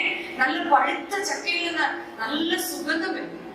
ഈ ചക്ക ഇങ്ങനെ പഴുത്ത് നിൽക്കുമ്പോ നമുക്ക് എപ്പോഴും കാണാം ഇങ്ങനെ ഈച്ചകൾ ഇങ്ങനെ എപ്പോഴും ഇങ്ങനെ ചക്കയ്ക്ക് ചുറ്റും ഇങ്ങനെ ഈച്ച ഇങ്ങനെ റൗണ്ട് ചെയ്ത് പോകും. അങ്ങനെ നമ്മൾ ചക്ക പഴുത്തു, പാകമായി എന്നൊക്കെ മനസ്സിലാക്കുന്നുണ്ട്, അല്ലെ? അപ്പൊ അങ്ങനെ പാകമാക്കി കഴിയുമ്പോൾ ഈ ഈച്ചയുടെ പ്രധാന അട്രാക്ഷൻ എന്താണെന്നറിയോ? എങ്ങനെയെങ്കിലും ഈ ചക്കയ്ക്കകത്തൊന്ന് കേറണം. അതിന്റെ കാര്യം എന്താ? അകത്തേക്ക് പോകുന്ന ഈച്ചകളൊന്നും തിരിച്ചു വരുന്നില്ല. സോ ഈച്ച എന്താ വിചാരിക്കുന്നത്? അതിനകത്ത് ഭയങ്കര അതിനകത്ത് കയറിയ ഈച്ചയ്ക്ക് അറിയത്തുള്ളൂ എന്ത് ചെയ്തിരിക്കുക, അവിടെ ചക്കയ്ക്കകത്ത് ഒട്ടിയിരിക്കുക, ഒരു നിവൃത്തി ഇല്ലാത്തത് കൊണ്ട് അവിടെ പറ്റിയിരിക്കുക. ഈ കുടുംബ ജീവിതത്തിലേക്ക് കയറുമ്പോഴും നമ്മളുടെ പലരുടെയും പ്രത്യേകത, എല്ലാവരും കല്യാണം കഴിക്കും, ഞാനും കല്യാണം കഴിക്കും, ഞാൻ മറ്റുള്ളവരെ പോലെയല്ല, ഞാൻ നന്നായി ജീവിക്കും, ഞാൻ അപ്പയ്ക്കും അമ്മയ്ക്കും മുമ്പിൽ മാതൃകയാകും, ഞാൻ എന്റെ ബ്രദർ സിബ്ലിങ്സിന്റെ മുമ്പിൽ മാതൃകയുള്ളവരായിരിക്കും, ഞാൻ ഞങ്ങളുടെ മക്കളുടെ മുമ്പിൽ ഭയങ്കര മാതൃകയായിരിക്കും. ഇങ്ങനെ റൗണ്ട് ചെയ്ത് അകത്തേക്ക് കയറുന്ന ഈച്ചകളെല്ലാം അവിടെ കസേരയിട്ട് ഇരിക്കുകയാണ് നമ്മുടെ വിചാരം. അവരെല്ലാം പണ്ട് കാലത്തിൽ ആ ഒട്ടിപ്പിടിച്ചിരിക്കുന്ന ഒരു സ്നേഹം, പരസ്പരം ഞങ്ങളെ ഒരുമിപ്പിച്ചുവല്ലോ, ആ ദൈവത്തെ സ്തുതിച്ചുകൊണ്ട് ജീവിക്കുന്ന ഒരു തലമുറയിൽ നിന്ന് ഇന്ന് അതിനെ തള്ളി നീക്കി 2 ആഴ്ച കഴിയുമ്പോൾ പുറത്തിറങ്ങാനുള്ള ഒരു പ്രവണത. ഒന്നാമതായി നമ്മുടെ സമൂഹത്തിൽ നേരിടുന്ന പ്രശ്നം കുടുംബ ബന്ധങ്ങളുടെ കെട്ടുറപ്പില്ലായ്മയാണ്. എല്ലാവരും പുതിയ ജനറേഷൻ, ന്യൂജനം, എല്ലാവരും നമ്മുടെ ന്യൂജനം. നമ്മൾ എക്സ്പെക്ട് ചെയ്യുന്ന പാർട്ട്ണർ നമ്മൾ എക്സ്പെക്ട് ചെയ്യുന്ന പോലെ ആയിരിക്കില്ല. കുടുംബ ബന്ധങ്ങളുടെ കെട്ടുറപ്പില്ലായ്മയാണ് നമ്മുടെ ഒന്നാമത്തെ പ്രോബ്ലം. എവിടെയാണ് ഈ പ്രോബ്ലം ആരംഭിക്കുന്നത് അറിയാമോ? എവിടെയാണ് ഈ കുടുംബ ബന്ധങ്ങളുടെ പ്രോബ്ലം ആരംഭിക്കുന്നത്? കല്യാണം ആലോചിക്കുമ്പോ തൊട്ട് തന്നെ തുടങ്ങും ഈ പ്രോബ്ലം. യെശയ്യാ പ്രവാചകന്റെ പുസ്തകം 30-ാം അധ്യായത്തിന്റെ 1-ാം വാക്യത്തിൽ മുതൽ ഇങ്ങോട്ട് 5 കാര്യങ്ങൾ പറയുന്നുണ്ട്. ഞാൻ 5 പറയുന്നില്ല. പാപത്തോട് പാപം കൂട്ടുവാൻ എന്നെ കൂടാതെ ആലോചന കഴിക്കുന്നു. എന്താണ്? പാപത്തോട് പാപം കൂട്ടുവാൻ അവർ എന്നെ കൂടാതെ ആലോചന കഴിക്കുകയും, ബാക്കി സമയം പോലെ വീട്ടിൽ ചെന്ന് വായിക്കണം. ഫറവോന്റെ ഇഷ്ടമനുസരിച്ച് ജീവിക്കുകയൊക്കെ ചെയ്യുന്ന ഇസ്രായേൽ ജനത്തെ കുറിച്ച് പറയുന്ന നമ്മളും അങ്ങനെയാണ്. ദൈവത്തോട് ആലോചന ചോദിക്കുന്നില്ല. തകർന്ന് തരിപ്പണമായി കഴിയുമ്പോൾ അച്ഛൻ ഇതിനു മുമ്പ് പള്ളിയിൽ എന്നോട് ഒരു വാക്ക് പറഞ്ഞില്ലല്ലോ, അതിന്റെ പോലെ ഞാൻ ആലോചിക്കുമായിരുന്നോ? ഇതിന് മുൻപ് അച്ഛനോട് ഇല്ലായിരുന്നോ ചോദിക്കാൻ? പാപത്തോട് പാപം കൂട്ടുവാൻ ദൈവത്തെ കൂടെ ആലോചന കഴിക്കുന്ന വിവാഹ ബന്ധങ്ങൾ വീട്ടിൽ നമുക്ക് കാണാം. കാനായിലെ കല്യാണ വിരുന്നിൽ യേശുവും ശിഷ്യന്മാരും ക്ഷണിക്കപ്പെട്ട അതിഥികളായി കടന്നു വന്നു. എന്നാൽ ഇന്ന് നമ്മളുടെ വിവാഹ കൂതാശകളിൽ യേശു തമ്പുരാൻ കടന്നു വരുന്നുണ്ടോ? ഇപ്പൊ മെജോറിറ്റി കല്യാണങ്ങൾ നാട്ടിലായിരിക്കും നടക്കുന്നത്, അല്ലെ? നമ്മൾ നാട്ടിൽ വരുമ്പം ഒരു കുഞ്ഞു പള്ളിയൊക്കെ കാണുമ്പോൾ നമ്മൾ പറയും, പള്ളി പോരാപ്പേ, ഓഡിറ്റോറിയം. എന്റെ ഫ്രണ്ട്സിനൊക്കെ വരുമ്പോ AC ഓഡിറ്റോറിയം വേണം. അപ്പൊ നമുക്ക് എന്ത് ചെയ്യാം? ഏറ്റവും നല്ല പള്ളിയായിട്ട് പ്രാർത്ഥന പറഞ്ഞ് നമ്മൾ എവിടോട്ട് പോവാം? പരമനയിലോട്ട് പോവാം. അല്ലെങ്കിൽ നല്ല കൺസ്ട്രക്ഷൻ ഒക്കെ നടത്തിയിരിക്കുന്ന ഏതെങ്കിലും ഒരു പള്ളി നമുക്ക് വാടകയ്ക്ക് എടുക്കാം. പിന്നെ എന്ത് വേണം? ഏറ്റവും നല്ല കൊയർ വേണ്ടേ? ഏറ്റവും നല്ല കൊയർ വേണ്ടേ? അപ്പൊ ഏറ്റവും നല്ലൊരു കൊയർ വേണം. അപ്പൊ ഏറ്റവും നല്ല അച്ഛനെ വേണ്ടേ? എനിക്കറിയാം, കഴിഞ്ഞിടയ്ക്ക് ആ കല്യാണ വീട്ടിൽ മൊത്തം ഒരു മഞ്ഞ നിറം. അപ്പൊ ഞാൻ ചോദിച്ചു, എന്താ ഇവിടെ ആകെ ഒരു മഞ്ഞ നിറം? അത് യെല്ലോയാ കൊച്ചുമത്തിയും. പള്ളിയിലേക്ക് വന്നുകൊണ്ട് അച്ഛനെ മഞ്ഞ കാപ്പയായിട്ട് നിർത്തിയിരിക്കുന്നു. അവര് വാങ്ങിച്ചു കൊടുത്തത് അച്ഛനോട് സ്നേഹം കൊണ്ടാണ്. മഞ്ഞ കളറിൽ അച്ഛൻ നിൽക്കുന്നു, മാവ് മൊത്തം ഒരു മഞ്ഞ. പക്ഷെ രണ്ടുപേരും ഇപ്പൊ രണ്ടിടത്ത് ഇരിക്കുക മഞ്ഞയായിട്ട്, മൊത്തത്തിലൊരു മഞ്ഞ. ക്രിസോസ്റ്റമസ് തിരുമേനിയാണ് വിവാഹ ശുശ്രൂഷ നടത്തിയത്. കുരിശു വരയ്ക്കാൻ വരുമ്പോൾ ചെറുക്കനെ തിരുമേനിയെ സൂക്ഷിച്ചു നോക്കി നിൽക്കുക. തീമൊക്കെ സെലക്ട് ചെയ്യാൻ അറിയാമെങ്കിൽ ഒരു കുരിശു വരയ്ക്കാൻ അറിയുള്ളൂ. അപ്പൊ നമ്മളതനുസരിച്ച് തിരുമേനിമാരെ അച്ഛന്മാരെ ഒക്കെ ഇവ വീട്ടിൽ നിന്നാലും ഇത്രയും പൈസ കൊടുത്ത് സ്റ്റുഡിയോയിലൊക്കെ വിളിക്കുന്നതല്ലേ? ലുക്കുള്ള അച്ഛനെയും ലുക്കുള്ള തിരുമേനിയൊക്കെ നമ്മൾ വിളിച്ച് കല്യാണം നടത്തും. എന്നാൽ യേശുവും ശിഷ്യന്മാരും അവർ ക്ഷണിക്കപ്പെട്ട അതിഥിയായി കടന്നു വരുമ്പോൾ മാത്രമാണ് അവരുടെ കലത്തിലെ വീഞ്ഞ് കുറഞ്ഞു പോകാതിരിക്കുകയുള്ളൂ. അവരുടെ കുടത്തിലെ മാവും എണ്ണയും കുറഞ്ഞു പോകാതെ അവരുടെ ജീവിതം മുന്നോട്ട് പോകണമെങ്കിൽ നമ്മുടെ വിവാഹ കൂതാശകളായി തീരണം. ഒരു മാരേജ് ഒരു ഇവന്റ് അല്ല, ഒരു സെലിബ്രേഷൻ അല്ല, കൂതാശയായി തീരണം. നമ്മുടെ ആർഭാടങ്ങൾ നാട്ടിലുള്ളവരെ കാണിക്കാൻ വേണ്ടിയുള്ളതല്ല നമ്മുടെ കല്യാണങ്ങൾ, മറിച്ച് കൂതാശയാകണം. അതിന് ഉദാഹരണം പറയാം. ഒരിക്കലും ഞങ്ങളുടെ നാട്ടില് നല്ല പേര് കേട്ട ഒരു കുടുംബത്തിലെ ചെറുക്കൻ പേര് കേട്ട പെണ്ണിന് കല്യാണം ആലോചിച്ചു. ഒരു വലിയ ഫാമിലി ഒക്കെയാ. കല്യാണം കഴിഞ്ഞ ആദ്യത്തെ 4 ദിവസം പെണ്ണിന്റെ വീട്ടിലാണ്. അവിടെയൊക്കെ അങ്ങനെയാ. 4 ദിവസം കഴിഞ്ഞ് ചെറുക്കന്റെ വീട്ടിലേക്ക് വന്നു. ചെറുക്കന്റെ വീട്ടിലോട്ട് വന്നു കഴിഞ്ഞപ്പോൾ രാവിലെ പല്ല് തേക്കാൻ ബ്രഷ് പേസ്റ്റുമായി നിൽക്കുന്ന പെണ്ണിനോട് പറഞ്ഞു, പേസ്റ്റ് താഴെ ഇടണോ? അപ്പൊ പെണ്ണ് ചോദിച്ചു, പേസ്റ്റ് എവിടെ നിന്ന് എടുത്താലാണ്? പേസ്റ്റ് താഴെ നിന്നെടുത്താൽ മതി. പേസ്റ്റ് എവിടെ നിന്ന് എടുത്താൽ എന്താ? പയ്യൻ സത്യം പറഞ്ഞു, എന്റെ മമ്മി ഭയങ്കര ഡിസിപ്ലിൻ ആണ് ഞങ്ങളെ വളർത്തിയത്. അങ്ങനെ ഇങ്ങനൊന്നും ഇട്ടാ മമ്മിക്ക് ഇഷ്ടപ്പെടുത്തില്ല. So you do like this. താഴെ എടുക്കും. ഇവിടെയും അതിൽ ഡിസിപ്ലിൻ ആയിട്ട് വളർത്തിയതാണ്. ഇവിടെ ഈ പേസ്റ്റ് എടുത്ത് ഒറ്റ എയർ വെച്ച് കൊടുത്തിട്ട് പറഞ്ഞു, ഞങ്ങളുടെ വീട്ടിൽ പല്ലൊക്കെ തേക്കുന്നവര്. ഫോൺ എടുത്തു, റിങ് ചെയ്തു, ആദ്യം വിളിച്ചു. ആരെയായിരിക്കും എന്ന് പറയാം? ആരെയാണ്? മമ്മിയെ. കാരണം ഇപ്പൊ നമ്മൾ ഈ കാര്യങ്ങൾ വീട്ടിൽ തീരുമാനിക്കുന്ന ആരാ? മമ്മിയാണല്ലോ. മമ്മി വിളിച്ചപ്പോ മമ്മി പറഞ്ഞു, മോളെ പുള്ളി ഇങ്ങോട്ട് വന്നോട്ട് നടക്കാൻ പോയിരിക്കുക, പപ്പ ഇങ്ങോട്ട് വന്നോട്ട് ഞാനും പുള്ളിയും കൂടെ അങ്ങോട്ട് വരിക, ഞാൻ വന്നിട്ട് മോള് പല്ല് തേച്ചാൽ മതി. ആഹാ, ഇന്നീ കാര്യത്തിലൊരു തീരുമാനം ഉണ്ടാക്കണമല്ലോ. ഏതായാലും കോൾഗേറ്റ് കമ്പനി അറിഞ്ഞിട്ടില്ലെന്ന് തോന്നുന്നു. അവർ രണ്ടുപേരും തിരുവല്ല കോടതിയുടെ അനുവാദത്തോടുകൂടി ഇന്ന് 2 വീട്ടില. എന്താ പ്രശ്നം? ഒരു പേസ്റ്റ്. എന്താ പ്രശ്നം? ഞാൻ പറഞ്ഞു, ആദ്യകാലത്ത് നിങ്ങളുടെ അപ്പൻ അമ്മമാർ നാട്ടിൽ നിന്ന് വണ്ടി കയറി വരുമ്പോൾ അവർക്ക് 1 ലക്ഷമേ ഉണ്ടായിരുന്നുള്ളൂ. എങ്ങനെയെങ്കിലും 5-8 മക്കളുള്ള വീട്ടിൽ നിന്ന് വീടിനെ ഒന്ന് കരുപിടിപ്പിക്കണമെന്ന്. പിന്നെ ഉപഭോഗ സംസ്കാരത്തിന് മക്കളെ സന്തോഷിപ്പിക്കാൻ വേണ്ടി ഒരു ധനസമ്പാദനം തുടങ്ങി. അതിന്റെ ലാളനയിൽ വളർന്നു വന്ന മക്കൾക്ക് ഇന്ന് അഡ്ജസ്റ്റ്മെന്റ് കപ്പാസിറ്റി ഇല്ല. നമുക്ക് എന്ത് ഇഷ്ടമല്ല എങ്ങും അഡ്ജസ്റ്റ് ചെയ്യത്തില്ല. യേശു തമ്പുരാന്റെ ശിഷ്യന്മാരോട് പറയുന്നത് ഒന്നിക്കൂടെ ആവർത്തിക്കട്ടെ, ഞാനോ നിങ്ങളുടെ ഇടയിൽ ഒരു ശുശ്രൂഷക്കാരനെ പോലെ കുടുംബ ജീവിതത്തിൽ പരസ്പരം ശുശ്രൂഷ ചെയ്യുവാൻ, ആരാധനാലയത്തിൽ പരസ്പരം ഒന്ന് ശുശ്രൂഷ ചെയ്യുവാൻ. പലപ്പോഴും നിങ്ങൾക്ക് സമാധാനം എന്ന് പറഞ്ഞ് സമാധാനം നൽകുമ്പോൾ അടുത്ത് നിൽക്കുന്നവന്റെ ഫേസ് നോക്കിയാണ് നമ്മൾ എന്ത് കൊടുക്കുന്നത്? ചുമ്മാ ഇങ്ങനെ വാങ്ങിക്കും, ഇങ്ങനെ കൊടുക്കും. എന്നാൽ ഞാൻ നിങ്ങൾക്ക് നൽകുന്ന സമാധാനം നിങ്ങളുടെ കുടുംബങ്ങളിൽ വാഴണമെങ്കിൽ, ഞാൻ നിങ്ങൾക്ക് നൽകുന്ന സമാധാനം പരിശുദ്ധാത്മാവിൽ നിങ്ങളുടെ ഹൃദയത്തിൽ വസിക്കണമെങ്കിൽ, നിങ്ങളുടെ കുടുംബ ബന്ധങ്ങളിൽ ഉണ്ടാകണമെങ്കിൽ വിശുദ്ധമായ കുടുംബ ബന്ധങ്ങൾ ഉണ്ടാകണം. ലോകത്തിന്റെ കണ്ണിൽ കുടുംബ ജീവിതം എന്താ? Marriage is a contract between two souls or two persons. ദൈവത്തിന്റെ മുൻപിൽ, സഭയുടെ മുൻപിൽ വിവാഹം എന്താണ്? Covenant to God ആണ്. ദൈവത്തോടുള്ള നമ്മുടെ കമ്മിറ്റ്മെന്റ് ആണ്. മലങ്കര സഭയുടെ മക്കൾക്ക് വിവാഹം എന്ന് പറഞ്ഞാൽ ദൈവത്തിന്റെ മുൻപിൽ നമ്മൾ എടുക്കുന്ന പ്രതിജ്ഞയാണ്. ഇവിടെ മണവാളനും മണവാട്ടിയുമായിട്ട് ദേവാലയത്തിൽ വന്നു നിൽക്കുമ്പോൾ പുരോഹിതൻ പറയും, വാനിലുടയോൻ കൈകൾ മകുടം കോശമിറങ്ങുന്നു, മണവാളനെ ആചാര്യൻ അണിയിക്കും മകുടം രമ്യം. അല്ലയോ മണവാള, ഈ മണവാട്ടി നിനക്ക് രമ്യം എന്ന് സ്വർഗം സാക്ഷിക്കുന്നു, അതിന്റെ അപ്രൂവൽ ലെറ്റർ ഇതാ ഞാൻ തരുന്നു എന്ന് പറഞ്ഞ അച്ഛൻ മണവാളനെ കിരീടം അണിയിക്കും. മണവാട്ടിയോടും പറയും, അല്ലയോ മണവാട്ടി, ഈ മണവാളനാണ് നിനക്ക് രമ്യം. സിംഗപ്പൂരിലൊക്കെ കൊള്ളാവുന്ന ആമ്പിള്ളയെ കാണും, പക്ഷേ ഈ ഡൽഹിക്കാരനാണ് നിനക്ക് രമ്യം, നിനക്ക് ഇതാണ് രമ്യം. ഒരിക്കലും വിവാഹ ശുശ്രൂഷയെ സംബന്ധിച്ചുകൊണ്ടിരുന്നപ്പോൾ ഈ ഫ്രണ്ടിൽ ഒരു അങ്കിൾ നിൽക്കുന്നു, നല്ല ഇൻസൈഡ് ഒക്കെ ചെയ്ത് നല്ല ടിപ്പായിട്ട് നിൽക്കുന്ന അങ്കിളാ. ഇടയ്ക്ക് നെഞ്ചത്തടിച്ച് പാടുന്നതുള്ളൂ. ഞാൻ നേരത്തെ പറഞ്ഞു എനിക്ക് ക്യാരക്ടർ സ്റ്റഡി ഇഷ്ടമാണ്. അപ്പൊ ഞാനിങ്ങനെ പുറകോട്ട് ചിന്തിച്ച് എപ്പോഴാണ് ഈ അങ്കിൾ നെഞ്ചത്തടിച്ചത്.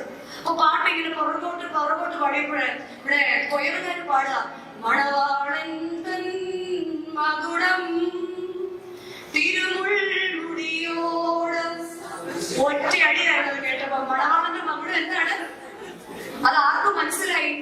നിങ്ങൾക്ക് മനസ്സിലായില്ലോ. ആ പുള്ളിക്ക് ജീവിച്ച് മനസ്സിലായി എന്റെ കിരീടം എന്താ ഇപ്പൊ. അതേ പ്രിയരെ, മണവാളന്റെ കിരീടം എന്താണ്? തിരുമുൾമുടിയോട് സദൃശ്യമാ. ക്രിസ്തുവിൽ ആത്മീയ വർധനവ് പ്രാപിച്ച് ഭവനത്തിൽ വളരണമെങ്കിൽ ക്രിസ്തു തലയിൽ മുൾമുടി വെച്ച് തന്റെ സഭയെ സംരക്ഷിച്ചതുപോലെ തന്റെ ഭവനത്തിൽ തന്റെ ഇംഗിതങ്ങളെ പരിമിതപ്പെട്ട് നടക്കുമ്പോഴാണ് ഒരു മണവാളൻ അനുഗ്രഹിക്കപ്പെട്ടവരാകുന്നത്. അങ്കിളത് മനസ്സിലാക്കി തന്നെയാണ് അത് പറഞ്ഞത്. നമുക്കറിയാം, ജീവിതത്തിന്റെ പ്രാരാബ്ദങ്ങൾ എടുക്കുമ്പോൾ നമ്മൾ അറിയാതെ അങ്ങനെ പലപ്പോഴും പറഞ്ഞു. എന്നാൽ ഇന്ന് നമ്മളിൽ പലർക്കും marriage is a licence for extra marital affairs ആണ്. മറ്റുള്ളവരെ ചൂണ്ടിക്കാണിക്കാനും വിധിക്കാനും ഒക്കെ പോകുമ്പോൾ ഞാൻ എന്നോട് ചോദിക്കുക, എന്റെ കൈകളും എന്റെ കണ്ണുകളും എങ്ങനെയാണ് ചലിക്കുന്നത്? It is not a licence for extra marital affairs. Marriage is a covenant to God. നമുക്ക് വിവാഹം ദൈവത്തോട് നാം വെക്കുന്ന പ്രതിജ്ഞയാണ് നമ്മുടെ ഓരോ വിവാഹ ബന്ധങ്ങളും. രണ്ട്, ഇതിന്റെ ലോകത്തിന്റെ വലിയ പ്രശ്നമാണ് വർക്ക് പ്രഷർ. ജീവിതത്തിന്റെ വർക്ക് പ്രഷർ. വീട്ടിലെ അപ്പ എങ്ങനെ വൈകിട്ട് വരുമ്പോ ഇന്നത് മേടിച്ചോണ്ട് പറയുന്ന പറയുമ്പോ അതുപോലെ രാവിലെ പോകും. വൈകിട്ട് മോൻ ഇങ്ങനെ നോക്കിയിരിക്കും. അപ്പ ഞാൻ പറഞ്ഞു, മോൻ എപ്പോ പറഞ്ഞടാ, ഞാൻ ഓർക്കുന്നില്ല. കാരണം എന്താണ്? Work pressure. നമ്മൾ റോഡിൽ കണ്ടിട്ടുണ്ട്, don't mix drink and drive. Mix ചെയ്യരുത് ഡ്രിങ്കും ഡ്രൈവും കൂടെ. കുടുംബ ബന്ധത്തിലേക്ക് വരുമ്പോൾ എല്ലാം ഗേറ്റിൽ വെച്ച് ഉപേക്ഷിക്കുക. ഈ ജോലികളെയൊക്കെ ഗേറ്റിൽ വെച്ച് ഉപേക്ഷിച്ച് വേണം വീട്ടിലേക്ക് വരാൻ. ക്രിസ്തു എന്ന മണവാളനും സഭ എന്ന മണവാട്ടിയും ചേർന്നിരിക്കുന്നത് പോലെ മണവാളനും മണവാട്ടിയുമായി ഭവനത്തിൽ വസിക്കുമ്പോഴാണ് ശാരീരികവും മാനസികവും ആത്മീയവുമായും മക്കൾ ഭവനത്തിൽ ഉണ്ടാകുന്നത്. നമുക്ക് ഇഷ്ടംപോലെ പ്രഷേഴ്സിലാണ്, ഇഷ്ടംപോലെ പ്രഷറുകളിൽ ജോലിയിൽ കാണും. പക്ഷെ don't mix work with home. ജീവിതത്തെ മിക്സ് ചെയ്യരുത്. ഇതൊക്കെ നമ്മുടെ ആത്മീയ വർധനവിന് തടസ്സമാണ്. വേരുകളെ പോലെ, പിതാക്കന്മാരുടെ പഴയ വഴികളെ പോലെ നമുക്ക് ആയിത്തീരണമെങ്കിൽ നമ്മുടെ ജീവിതത്തിലെ ചിട്ടപ്പെടുത്തേണ്ട ജോലി ഭാരങ്ങൾ, ശരിയാണ്, നമ്മുടെ ജോലിയുടെ ഭാരങ്ങൾ കൊണ്ടാണ്. മതി, അതിനുള്ള ജോലി എനിക്ക് മതി എന്ന് വിചാരിക്കണം. വിപ്രോയിൽ ജോലി ചെയ്യുമ്പോൾ എനിക്ക് തോന്നുന്നു ഇൻഫോസിസിൽ ജോലി ചെയ്യണമെന്ന്. ഇൻഫോസിസിൽ ജോലി ചെയ്യുമ്പോൾ എനിക്ക് തോന്നും വേറെ ടെക്നോപാർക്കിൽ പോയാലെന്താ, ടെക്നോപാർക്കിൽ ജോലി ചെയ്യുമ്പോൾ എനിക്ക് തോന്നുന്നു ഓസ്ട്രേലിയക്ക് പോകണം. ഇതൊക്കെ ഒരു മാനസികമായ ഒരു ഇംബാലൻസിംഗ് ആണ്. ഞാൻ ആയിരിക്കുന്നത് എനിക്ക് നല്ലത്, ലഭിച്ചതല്ലാതെ ഞങ്ങൾക്ക് എന്തുള്ളൂ എന്ന് പറഞ്ഞ് കുടുംബ ജീവിതത്തിന് ഇമ്പോർട്ടൻസ് കൊടുക്കുമ്പോഴാണ് ആത്മീകമായ വളർച്ച. മക്കൾ ആഗ്രഹിക്കുന്ന പോലെ I like to wear your shoes my dad എന്ന് പറയുന്ന ഒരു ആത്മീക വളർച്ച. ഇവിടെ ആദ്യത്തെ സെഷൻ അവസാനിപ്പിക്കാമെന്ന് തോന്നുന്നു. ബഹുമാനരായ വൈദികരുടെ നിര വർദ്ധിച്ചു വരുന്നു. ഇവിടെ ആദ്യത്തെ സെഷനിൽ നമ്മൾ പറഞ്ഞത് ക്രിസ്തുവാകുന്ന പാറമേൽ അടിസ്ഥാനം വെച്ച് പണിയുന്ന കുടുംബ ബന്ധങ്ങൾ നമുക്കുണ്ടാകണം. പൗലോസ് ശ്ലീഹ പറയുന്നത് പോലെ നിങ്ങൾ അവനെ കൈക്കൊണ്ടപ്പോൾ അവനിൽ ആത്മീക വർധനവ് പ്രാപിക്കണം. അവനെ കൈക്കൊണ്ടെങ്കിൽ അവന്റെ കൂട്ടായ്മയിൽ നടക്കണം. ഇതിന് തടസ്സമായി നിൽക്കുന്ന നമ്മളിലെ റിലേഷൻഷിപ്സിന്റെ എല്ലാം കുറവിന്റെ 7-ാം വാക്യത്തിൽ അവനിൽ വേരൂന്നിയും അവനിൽ ആത്മീക വർധനവ് പ്രാപിച്ചും നിങ്ങൾക്ക് ഉപദേശിച്ചതിന് ഒത്തുവേണ്ട വിശ്വാസത്തിൽ ഉറച്ചും സ്തോത്രത്തിൽ കവിഞ്ഞു വരുന്നു. ഈ വിഷയത്തെ കുറിച്ച് ചിന്തിക്കുമ്പോൾ അവനെ കൈക്കൊണ്ട് അവന്റെ കൂട്ടായ്മയിൽ നടക്കുവാൻ നമുക്ക് സാധിക്കാത്തതിന്റെ കാരണങ്ങളെ കുറിച്ചൊക്കെ നമ്മൾ പറഞ്ഞത്. അങ്ങനെ ഫാമിലി മാറ്റേഴ്സ് നമ്മൾ പറഞ്ഞു, വർക്ക് പ്രഷേഴ്സ് നമ്മൾ പറഞ്ഞു, പിന്നെ ഇൻഫ്ലുവൻസ് ഓഫ് മീഡിയ. അതിനെ കുറിച്ച് എനിക്ക് തോന്നുന്നു കാലങ്ങളായിട്ട് ഇപ്പൊ നിങ്ങൾക്ക് സ്ഥിരമായിട്ട് കേൾക്കുന്നത് ഇത് തന്നെയായിരിക്കാം. Influence of media media media. അപ്പൊ കേട്ടതിൽ അധികം സൂക്ഷിച്ചു കൊള്ളുമെന്ന് പറയാനാണ് എനിക്ക് തോന്നുന്നത്. എങ്കിലും ഇൻഫ്ലുവൻസ് ഓഫ് മീഡിയ എങ്ങനെയാണ് ഇപ്പോഴത്തെ ഒരു ഫാമിലി സ്റ്റാറ്റസില് നമ്മള് ഒരു കുഞ്ഞ് ചെറുതായിരിക്കുമ്പോ തൊട്ട് തന്നെ അവർ കളിച്ചോട്ടെ നമുക്കിനി അവരെ പോലെ ആവാൻ പറ്റില്ലല്ലോ, അവരുടെ നിഷ്കളങ്കതയാണ് നമുക്കിങ്ങോട്ട്. ഓക്കെ, ഫാമിലി സ്റ്റാറ്റസിലെ മീഡിയയുടെ ഇൻഫ്ലുവൻസ്. ഒരിക്കലും ടീച്ചർ സ്റ്റുഡൻസിനോട് പറഞ്ഞു, നിങ്ങൾക്ക് എന്താവാനാണ് ആഗ്രഹം? എല്ലാവരുടെയും പേപ്പർ വായിച്ച ടീച്ചർ ഈ പേപ്പർ എടുത്ത് സങ്കടപ്പെട്ടിട്ട് പറഞ്ഞു, ഒരു കുട്ടി എഴുതിയിരിക്കുകയാണ്, I want to become a smartphone or otherwise I want to become a TV. അവനെ പേഴ്സണലി വിളിച്ചിട്ട് ടീച്ചർ ചോദിച്ചു, മോൻ എന്താ അങ്ങനെ പറഞ്ഞു, എന്റെ അപ്പ ഫുൾ ടൈം എന്ത് ചെയ്തുകൊണ്ടിരിക്കും? He's always playing in the smartphone. അമ്മയാണെങ്കിലോ ഫുൾ ടൈം TV കണ്ടുകൊണ്ടിരിക്കും. അപ്പൊ എനിക്ക് എന്ത് കിട്ടുന്നില്ല, വീട്ടിൽ ഒരു അറ്റൻഷൻ കിട്ടുന്നില്ല. സോ എനിക്ക് എന്തായാൽ മതി? ഒരു സ്മാർട്ട് ഫോൺ പോലെ ആയാൽ മതി. അത് ഒരു കുട്ടിയുടെ ഒരു തരം. മറ്റൊരു തരത്തിൽ നിങ്ങൾ കണ്ടിട്ടുണ്ടായിരിക്കാം ഒരു ചെരുപ്പിന്റെ പരസ്യം. ഈ ചെരുപ്പിന്റെ പരസ്യത്തിനകത്ത് മകൻ അപ്പനോട് പറയാം, അപ്പൊ ഞാൻ അപ്പയുടെ ചെരുപ്പ് ഇട്ടു കേട്ടോ. അപ്പൊ അപ്പ പറയാം, മോനെ അതെന്റെ ഓഫീസ് ചപ്പലല്ലേ. അപ്പൊ പറയും, നീ എവിടെ പോണു? ഞാൻ കവിതയോടൊപ്പം സിനിമയ്ക്ക് പോകുന്നു. ഇറങ്ങി വന്നിട്ട് അപ്പ പറയാ, ഇത് എന്റെ ചെരുപ്പാണെന്ന് പറയണം കേട്ടോ. ഇത് നമ്മുടെ വീട്ടിലിരുന്ന് ടി വിയിൽ കൂടി കാണുന്ന, അല്ലെങ്കിൽ ഇപ്പൊ കല്യാണം കഴിക്കാത്ത മക്കളൊക്കെ ആയിട്ടിരിക്കുന്ന ആൾക്കാരൊക്കെ ഉണ്ടെങ്കിൽ നമ്മൾ പലപ്പോഴും ചിന്തിക്കാറുണ്ട്, ടി വിയിലൊക്കെ കാണുന്ന അപ്പൻ എന്തൊരു നല്ല അപ്പൻ. ആ സ്ഥാനത്ത് നമ്മുടെ വീട്ടിൽ എങ്ങനെ ഇരിക്കുന്നേ? എപ്പോഴും ഇങ്ങനെ ഗാംഭീര്യമാണ് മുഖത്ത്. എന്തെങ്കിലും ചോദിക്കാൻ ചെല്ലുമ്പോ ആ ഒരു മുഖത്തിന്റെ ഭാവമൊക്കെ കണ്ടിട്ട് ചോദിക്കട്ടെ എന്ന് മക്കൾ ആരോട് പറയുന്നത്? അമ്മയോട് പറയുന്നത്. ടി വിയിൽ കാണുന്ന അമ്മ എങ്ങനെയാ? നൂഡിൽസിന്റെ പരസ്യത്തിൽ മാതൃദീക്ഷിത ഇങ്ങനെ പറന്നു നടക്കുന്ന അമ്മ. ആ സ്ഥാനത്ത് എന്റെ വീട്ടിലിരിക്കുന്ന അമ്മ എങ്ങനെയാ? ഓൾവേസ് സ്വിച്ച് ഓൺ ചെയ്ത് വെക്കുന്ന ടേപ്പ് റെക്കോർഡ് പോലെ ഒന്നിൽ അപ്പന്റെ കുറ്റം പറഞ്ഞുകൊണ്ടിരിക്കും, അല്ലെങ്കിൽ ജോലി സ്ഥലത്തെ കുറ്റം പറഞ്ഞുകൊണ്ടിരിക്കും. ഇങ്ങനെ മാധ്യമങ്ങൾ ഭരിക്കുന്ന ഒരു ലോകത്താണ് ഇന്നത്തെ പുതിയ തലമുറ ജനിച്ചു വീഴുന്നത്. അതിന്റെ പ്രധാന കാരണക്കാരൻ നമ്മളാ. വീട്ടിൽ അടങ്ങിയിരിക്കാൻ വേണ്ടി നമ്മൾ എന്ത് ചെയ്യുന്നറിയാമോ? ഒരു ഫോൺ കൈ കൊടുത്തിട്ട് പറയും, മോൻ എങ്ങോട്ട് പോകല്ലോ കേട്ടോ, ഇവിടെ ഇരുന്ന് എന്ത് ചെയ്തോണ്ടിരിക്കണം? കളിച്ചോണ്ടിരിക്കണം. അവന്റെ കുഞ്ഞു മനസ്സിൽ അവൻ കുഞ്ഞു നാളെ തൊട്ട് തന്നെ എന്ത് കളിച്ചോണ്ടിരിക്കുക? വീഡിയോ ഗെയിമിൽ തനിക്ക് ഇഷ്ടമില്ലാത്തവരെ ഷൂട്ട് ചെയ്യുകയും, ക്ലാഷ് ഓഫ് ക്ലാനിൽ ഇഷ്ടപ്പെട്ട രാജ്യങ്ങളൊക്കെ വെട്ടിപ്പിടിക്കുകയും, പബ്ജിയൊക്കെ കളിച്ച് അവനങ്ങനെ വീട്ടിൽ സുഖമായി കഴിയുകയാണ്. അപ്പൊ മാധ്യമങ്ങളുടെ ഒരു ലോകത്തിൽ സൃഷ്ടിക്കപ്പെടുന്ന ഒരു പുതിയ തലമുറയാണ് ഇന്ത്യൻ ലോകത്തിൽ വളർന്നു വരുന്നത്. എന്നാൽ മാധ്യമങ്ങളെ ഭവനത്തിൽ വെച്ച് നിയന്ത്രിക്കുവാൻ യുവ തലമുറയ്ക്ക്, യുവ അപ്പനമ്മമാർക്ക്, യുവ ജനങ്ങൾക്ക് സാധിക്കുമ്പോൾ മാത്രമാണ് ഒരു അനുഗ്രഹിക്കപ്പെട്ട സമൂഹം ഉണ്ടാകുന്നത്. ഇതിന്റെ സമൂഹത്തിന്റെ ഏറ്റവും വലിയ പ്രോബ്ലം സോഷ്യൽ ഡിസ്കണക്ഷൻ സിൻഡ്രോം എന്ന് പറയുന്ന ഒരു അസുഖമാണ് നമുക്ക്. എന്താണെന്നറിയാമോ? നമ്മളെല്ലാം പണ്ട് 2 വേർഡുകളെ ഉള്ളായിരുന്നു. ഒന്ന് ഇൻട്രോവേർട്ടും, വന്നത് എക്സ്ട്രോവേർട്ടും. ഇന്ന് നമ്മളിൽ കൂടുതൽ ആൾക്കാർ വെബ്ട്രോവേർട്ടാണ്. നമ്മൾ ഓൺലൈനിൽ എപ്പോഴും സജീവമാണ്, പക്ഷെ മനുഷ്യരോട് സംസാരിക്കാൻ നമുക്കില്ല, അല്ലെങ്കിൽ മിണ്ടാൻ അറിയില്ല. വീട്ടിലേക്ക് ഒരു അച്ഛൻ കയറി വന്നതിന് ഹായ് അപ്പ ഇല്ല, അന്ന് പറയാൻ പോലും, ഒരു ഹായ് പറയാൻ പോലും നമ്മുടെ പുതിയ ജനറേഷന് സാധിക്കുന്നില്ല. എന്തുകൊണ്ടാ? അവരുടെ തല ഇങ്ങനെ എപ്പോഴും, നമ്മൾ പറയാറുണ്ട്, ഈ ജിറാഫ് ദൈവം സൃഷ്ടിച്ചപ്പോൾ ചെറിയൊരു മൃഗമായിരുന്നു. ഒരു ക്ഷാമം വന്നപ്പോൾ ഇരയ്ക്ക് വേണ്ടി ഏന്തിയാണ് അതിന്റെ കഴുത്ത് എന്തായി പോയത്? എനിക്ക് തോന്നുന്നു ഇങ്ങനെ നമ്മൾ കുനിഞ്ഞിരുന്ന് ഒടുവിൽ ആനയെയും പശുവിനെയൊക്കെ പോലെ നമ്മൾ എങ്ങനെയാവും? ഇനി ഉണ്ടാകുന്ന ജനറേഷൻ എങ്ങനെയാവും? ഒരു സോഷ്യൽ ഡിസ്കണക്ഷൻ സിൻഡ്രോമിന്റെ ഇരകളായിരിക്കും. ആശയവിനിമയ ശേഷി അല്ലെങ്കിൽ ഒരു കമ്മ്യൂണിക്കേഷൻ സ്കില്ല് പലപ്പോഴും നമ്മുടെ വീട്ടിൽ നിന്ന് പോവാം. നമുക്ക് പലപ്പോഴും കമ്മിറ്റ്മെന്റ്സ് ഇല്ല. ഇച്ചിരി ഇല്ലാത്ത കൊച്ചൻ വരെ വേണമെങ്കിൽ അച്ഛനോട് ചോദിക്കും, അച്ഛൻ ഇത് ശരിയായോ? ആരോടെ ചോദിക്കുന്നത്?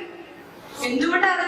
വീട്ടിൽ അപ്പനെ ചോദ്യം ചെയ്യുവാൻ അവൻ ശീലിച്ചത് കൊണ്ടാണ് പള്ളി വരുമ്പോ ആരെ ചോദ്യം ചെയ്യാൻ ശീലിക്കുന്നത്? ഇത്ര ഇല്ലാത്തതൊക്കെ ആരോട്, എന്ത്, എങ്ങനെ? സ്കൂളിൽ ടീച്ചറിനോട്, പുറത്തിറങ്ങുമ്പോൾ ട്രാഫിക്കില് നമ്മൾ ആകെ ഒരു മെസ് ഉണ്ടാക്കും. ഇതെല്ലാം നമ്മളുടെ ഒരു വെപ്രോവേർഡ് സ്വഭാവത്തിൽ നിന്നുണ്ടാകുന്ന. പിന്നെ നമ്മുടെ ഒരു വലിയ പ്രശ്നമാണ് നോമോഫോബിയ. അതിന്റെ കാര്യം നമ്മൾക്കറിയാം, ഇന്ന് എന്തൊക്കെ നമ്മൾ ഉപേക്ഷിച്ചാലും എന്തുപേക്ഷിക്കത്തില്ല, മൊബൈൽ ഉപേക്ഷിക്കാൻ നമുക്ക് പറ്റില്ല. പണ്ട് ചെറുപ്പകാലങ്ങളിലൊക്കെ നമ്മുടെയൊക്കെ അമ്മമാര് വഴക്ക് പറയും. എപ്പോഴും നമ്മൾ എന്ത് ചെയ്തോണ്ടിരിക്കും? അമ്മേ അമ്മേ എന്ന് വിളിച്ചോണ്ടിരിക്കും.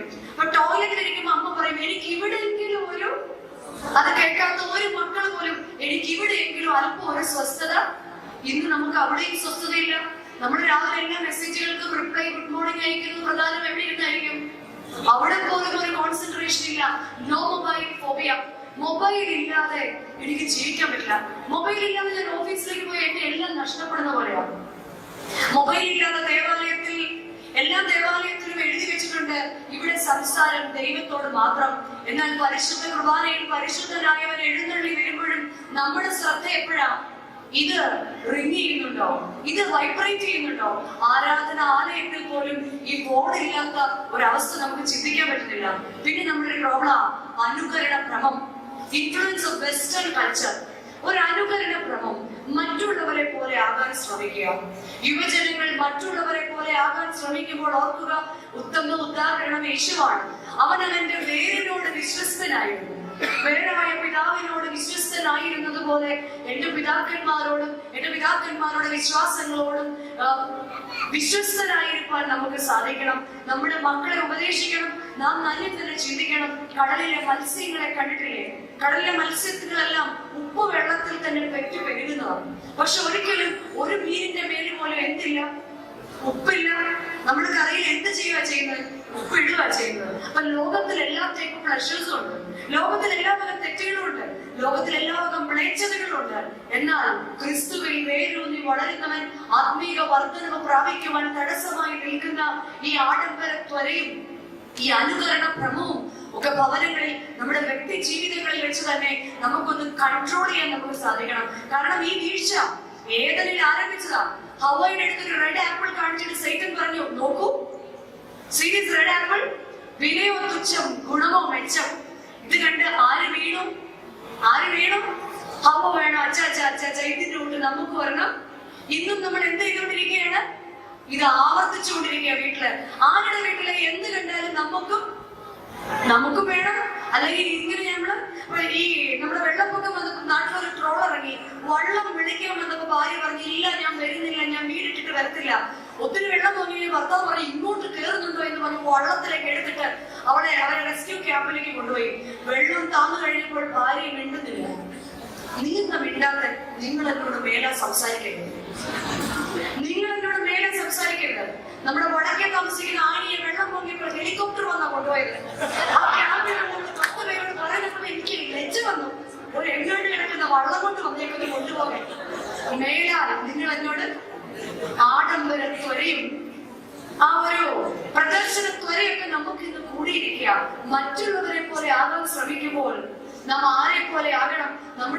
മക്കളുടെ മുൻപിൽ മാതൃകയുള്ളവരായി തീരണമെങ്കിൽ നമുക്കറിയാം, ഗബ്രിയേൽ ദൂതൻ കടന്നു വന്ന ഒരു കന്യകയോട് പറഞ്ഞു, കന്യകയായ മറിയാമേ, നിനക്ക് സമാധാനം, നീ ഗർഭം ധരിച്ച് ഒരു പുത്രനെ പ്രസവിക്കും. മറിയാം മറുപടിയായിട്ട് പറഞ്ഞു, എന്റെ ഇഷ്ടമല്ല, അങ്ങയുടെ ഇഷ്ടം എന്നിൽ നിറവേറട്ടെ. എവിടെയാണ് ഇത് ആവർത്തിക്കപ്പെട്ടത്? 33 വർഷങ്ങൾക്ക് ശേഷം രക്തം വിയർത്തുകൊണ്ടിരുന്ന മറിയാമിന്റെ പുത്രൻ ഗത്സമനിൽ ഇരുന്നു കൊണ്ട് പിതാവിനോട് പറയുക, എന്റെ ഇഷ്ടമല്ല അപ്പാ, നിന്റെ ഇഷ്ടം എന്നിൽ നിറവേറട്ടെ എന്ന്. നമ്മളുടെ ആഗ്രഹങ്ങളും നമ്മുടെ ഇഷ്ടങ്ങളും ദൈവസന്നിധിയിൽ നാം എങ്ങനെ ആയിരിക്കുന്നോ അപ്രകാരമായിരിക്കും നമ്മുടെ തലമുറകളും, അപ്രകാരമായിരിക്കും നമ്മുടെ ജീവിതവും. ക്രിസ്തുവിൽ വേരൂന്നുവാൻ തടസ്സമായി നിൽക്കുന്ന ഈ ആഡംബരത്വരെയും അനുകരണ മോഹവും ഒക്കെ വിട്ട് നമ്മുടെ പിതാക്കന്മാരുടെ വഴികളെ യിരെമ്യാ പ്രവാചകൻ 6-ാം അധ്യായത്തിൽ ഓർമ്മിപ്പിക്കുന്നത് പോലെ പഴയ പാതകളെ ചോദിച്ച് നോക്കി അതിൽ പഠിപ്പിൻ. പിന്നെ സാമ്പത്തിക അച്ചടക്കമില്ലായ്മ. ഇന്ന് പണം നമുക്ക് വെറുമൊരു നിസ്സാരമായ വസ്തുവാണ്. പേഴ്സ് ഓർക്കുക, എടുക്കുക, ഇത് മാത്രമാണ് മക്കൾ കണ്ടിരിക്കുന്നത്. അതുകൊണ്ട് പലപ്പോഴും മക്കളുടെ മുൻപിൽ നമ്മൾ വെറും ഒരു ATM കൗണ്ടറായി അധപ്പതിച്ചു പോകും. സാമ്പത്തികമായ അച്ചടക്കം ചെറുപ്പം മുതൽക്ക് തന്നെ ശീലിക്കണം. ചെറുപ്പം മുതൽക്ക് തന്നെ വരവിൽ കവിഞ്ഞ ചെലവ്, ദൈവത്തിന് ഇഷ്ടമില്ലാത്തത്, അവരില്ലാത്തത് എന്റെ അലമാരകളിൽ കുന്നുകൂടുമ്പോൾ അവർ എന്റെ മേശകൾ പട്ടിണിയായിട്ടിരിക്കുമ്പോൾ, എന്റെ മേശകൾ സ്വാദുഭോജ്യവുമായി എപ്പോഴും നിറഞ്ഞിരിക്കുമ്പോൾ, വിശന്നിരിക്കുന്നവനെ ഓർക്കാതെ ആഹാരം കഴിക്കുകയും നഗ്നനെ ഓർക്കാതെ വസ്ത്രം വാങ്ങിക്കുകയും ഇല്ലാത്തവനെ ഓർക്കാതെ നിഗളിച്ച് നടക്കുകയും ചെയ്താലും, ബേൽശസ്സർ രാജാവിനെ പോലെ കൊട്ടാരത്തിൽ നിന്ന് തറയിലടിച്ചവനാ ദൈവം. ബേൽശസ്സർ രാജാവിനോട് ദാനിയേൽ പ്രവാചകന്റെ പുസ്തകം 5-ാം അധ്യായത്തിൽ യഹോവയാം ദൈവം പറയാ, മെനേ മെനേ തെക്കൽ ഊഫർസീൻ, ഞാൻ നിന്റെ രാജ്യത്വം എണ്ണി നിന്നെ കുറവുള്ളവനായി കണ്ടു. ഞാൻ നിന്റെ രാജ്യം പാഴ്സികൾക്കും മേദ്യർക്കും കൊടുക്കും. നെബൂഖദ്നേസർ രാജാവ് ഇസ്രായേലിനെ കൊള്ളയടിച്ചു കൊണ്ടുവന്ന സകലതും ബേൽശസ്സർ രാജാവ് തിന്നു കുടിച്ച് ആനന്ദിച്ചുകൊണ്ടിരിക്കുമ്പോഴാണ് യഹോവയുടെ കൈ ബേൽശസ്സർ രാജാവിന്റെ നേരെ വീണത്. പ്രിയരെ, നമ്മുടെ പിതാക്കന്മാർ സമ്പാദിച്ചു വെച്ചിരിക്കുന്നത് തിന്നു മുടിച്ച് നശിപ്പിക്കുന്നവരാകാനല്ല, വേരിനോട് വിശ്വസ്തതയുള്ളവൻ, അവർ കാണിച്ചു തന്ന വിശ്വാസത്തെ കൈക്കൊണ്ടുപോലെ. നമ്മൾ കുർബാനയിൽ ചൊല്ലാറുണ്ട്, നമ്മെ പഠിപ്പിച്ച നമ്മുടെ പിതാക്കന്മാരെ കുർബാനകളിലും പ്രാർത്ഥനകളിലും നമസ്കാരങ്ങളിലും നാം ഓർക്കണം.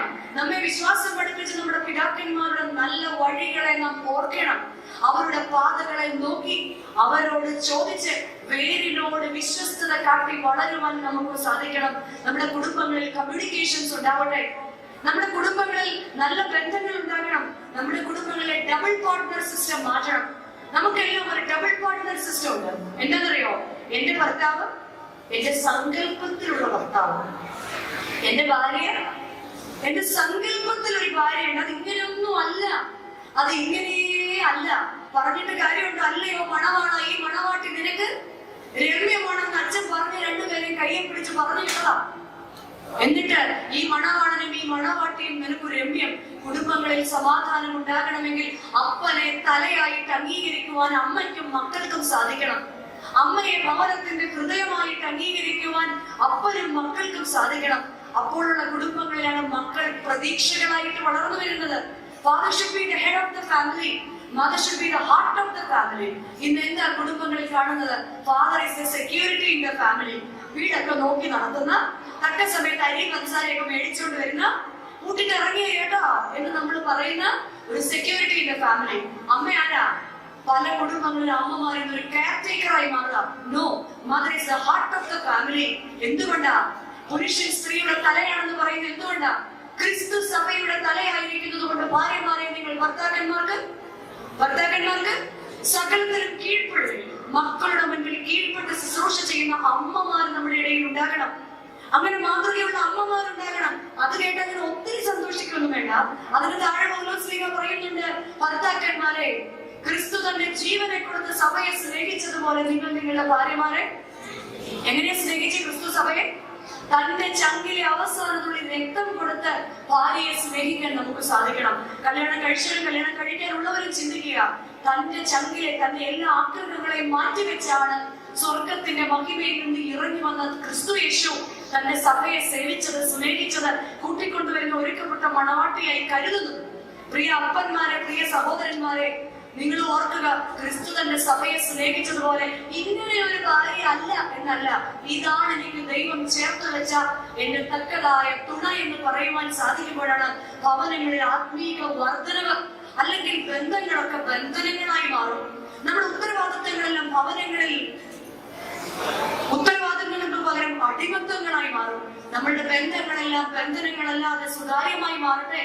Family is A miniature form of heaven. ഓരോ കുടുംബവും സ്വർഗത്തിന്റെ രൂപങ്ങളായി മാറട്ടെ. ഓരോ കുടുംബങ്ങളും സ്വർഗത്തിന്റെ പ്രതിഫലനങ്ങളായി മാറട്ടെ. അതിന് കാലം ചെയ്തുവെങ്കിലും കാലത്തിലൂടെ ജീവിക്കുന്ന പൗലോസ് മാർ ഗ്രിഗോറിയോസ് തിരുമനസ്സുകൊണ്ട് പറയുക, ഓരോ കുടുംബ ബന്ധങ്ങളും ശുശ്രൂഷ കേന്ദ്രങ്ങളായി മാറണം. ആത്മീകമായ വർധനവ് പ്രാപിക്കുവാൻ ഓരോ കുടുംബ ബന്ധങ്ങളും ശുശ്രൂഷ കേന്ദ്രങ്ങളായി മാറണം. പ്രാർത്ഥന ശുശ്രൂഷയും ബോധന ശുശ്രൂഷയും സേവന ശുശ്രൂഷയും ഒക്കെ കുടുംബങ്ങളിൽ ഉണ്ടാകണം. നോമ്പും ഉപവാസവും അപ്പനിൽ നിന്നും അമ്മയിൽ നിന്നും കണ്ടു പഠിക്കണം. യുവജനങ്ങൾ നോമ്പിലും ഉപവാസത്തിലും സമൂഹത്തിൽ മാതൃകയുള്ളവരായി തീരണം. പ്രാർത്ഥനയെ കുറിച്ചൊക്കെ എനിക്കൊന്ന് ലാസ്റ്റ് ഒരു കൺക്ലൂഡിംഗ് സെഷൻ ഉണ്ട്. ആദ്യം നമ്മെ തന്നെ ഒന്ന് ശോധന വരുത്തട്ടെ എന്ന് ഓർത്താണ് ആദ്യം തന്നെ ഈ കാര്യങ്ങൾ പറഞ്ഞത്. അവനെ നാം കൈക്കൊണ്ടുവെങ്കിൽ, ക്രിസ്ത്യാനി എന്ന മുദ്ര എന്റെ മേലുണ്ടെങ്കിൽ ഞാൻ അവനെ കൈക്കൊണ്ടവരാണെങ്കിൽ അവന്റെ വിശ്വാസത്തിൽ നടക്കുവാൻ നമുക്ക് സാധിക്കണം. അവനാകുന്ന പേരിൽ ക്രിസ്തു യേശു പിതാവിനോട് എപ്രകാരമായിരുന്നോ അപ്രകാരം വേരിനോട് പറ്റിച്ചേർന്ന് നമുക്ക് നിൽക്കാം. ആറ്റരികത്ത് നട്ടിരിക്കുന്ന മരം പോലെ ഇലപച്ചയായി ഇലവാടാതെ തക്ക കാലത്ത് ഫലം കായിച്ച് ആത്മീയ വർധനവും വരുത്തുവാൻ ദൈവത്തിന്റെ പരിശുദ്ധാത്മാവ് നമ്മെ സഹായിക്കട്ടെ എന്ന് പ്രാർത്ഥിക്കുന്നു. പ്രാർത്ഥനയും ബോധനവും ഒക്കെ നമ്മുടെ ജീവിതത്തിൽ ഉണ്ടാകട്ടെ എന്ന് ആശംസിക്കുന്നു. വീണ്ടും കാണാമെന്ന പ്രതീക്ഷയോടുകൂടി വാക്കുകളെ നിർത്തുന്നു. ദൈവം നമ്മെ അനുഗ്രഹിക്കുന്നു. ക്രിസ്തനാണെങ്കിലും ആത്മാവോട് നിങ്ങളോട് ചേർന്നിരിക്കാൻ ആഗ്രഹിക്കുന്നു. അതുപോലെ നിങ്ങളൊരു പെണ്ണെ നോക്കി പറയുക, കണ്ണു തുറന്നിരിക്കണമെന്ന് ഞങ്ങൾക്ക് ആഗ്രഹമുണ്ട്, എന്നാലും ഞങ്ങളെ അതുകൊണ്ട് അനുവദിക്കോ ഇല്ലയോ എന്ന് അറിഞ്ഞുകൂടാ. അപ്പൊ ചാടണം എന്ന് വിചാരിക്കുന്ന കുഞ്ഞിനെ ചാടിക്കോ എന്ന് പറഞ്ഞാൽ അതിന് വേണ്ടി ചാടരുത് എന്ന് പറഞ്ഞാൽ എന്ത് ചെയ്യും? നിങ്ങളുടെ മനസ്സ് പറയുന്നത് ഉറങ്ങിക്കോ, വാവോ പറയാം. അപ്പൊ നമ്മളൊരു വാവോ ചെയ്യാം, അതപ്പോ നടക്കുള്ളൂ. നേരെ കണ്ണടച്ചു. Take a deep breath. ഞാൻ പറയാതെ റിലീസ് ചെയ്യല്ലേ. റിലീസ്. കണ്ണു തുറന്ന് നോക്കണ്ട, ഞാനിവിടെ. വീണ്ടും take a deep breath.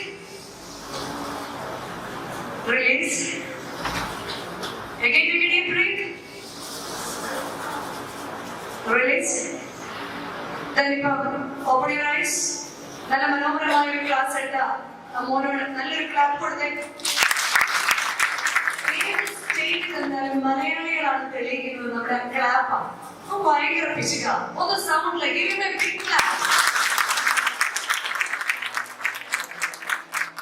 പോയി എന്ന് വിചാരിക്കുന്നു.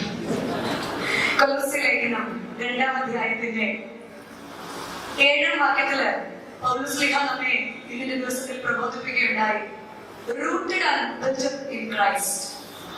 ഇവിടെ ശ്ലീഹ ആത്മാവ് കൊണ്ട് അവരോട് ചേർന്നിരിക്കാൻ ആഗ്രഹിക്കുമ്പോൾ ജ്ഞാനവാദം അല്ലെങ്കിൽ ദൂതന്മാരെയുള്ള സേവയൊക്കെ തന്റെ ജനത്തിനിടയിൽ വർദ്ധിക്കുന്നു എന്ന് മനസ്സിലാക്കിയ ശ്ലീഹ യേശുവിനെ കൈക്കൊണ്ട കൊലോസ്യയിലെയും ലവോദിക്കയിലെയും ജനത്തോട് പറയുക, നിങ്ങൾ യേശുവിനെ കൈക്കൊണ്ടതുപോലെ അവന്റെ കൂട്ടായ്മയിൽ നടപ്പിൽ. ഇത്രയെങ്കിലും കാണാതെ പഠിച്ചിട്ട് പോകണം. യേശുവിനെ കൈക്കൊണ്ടതുപോലെ അവന്റെ കൂട്ടായ്മയിൽ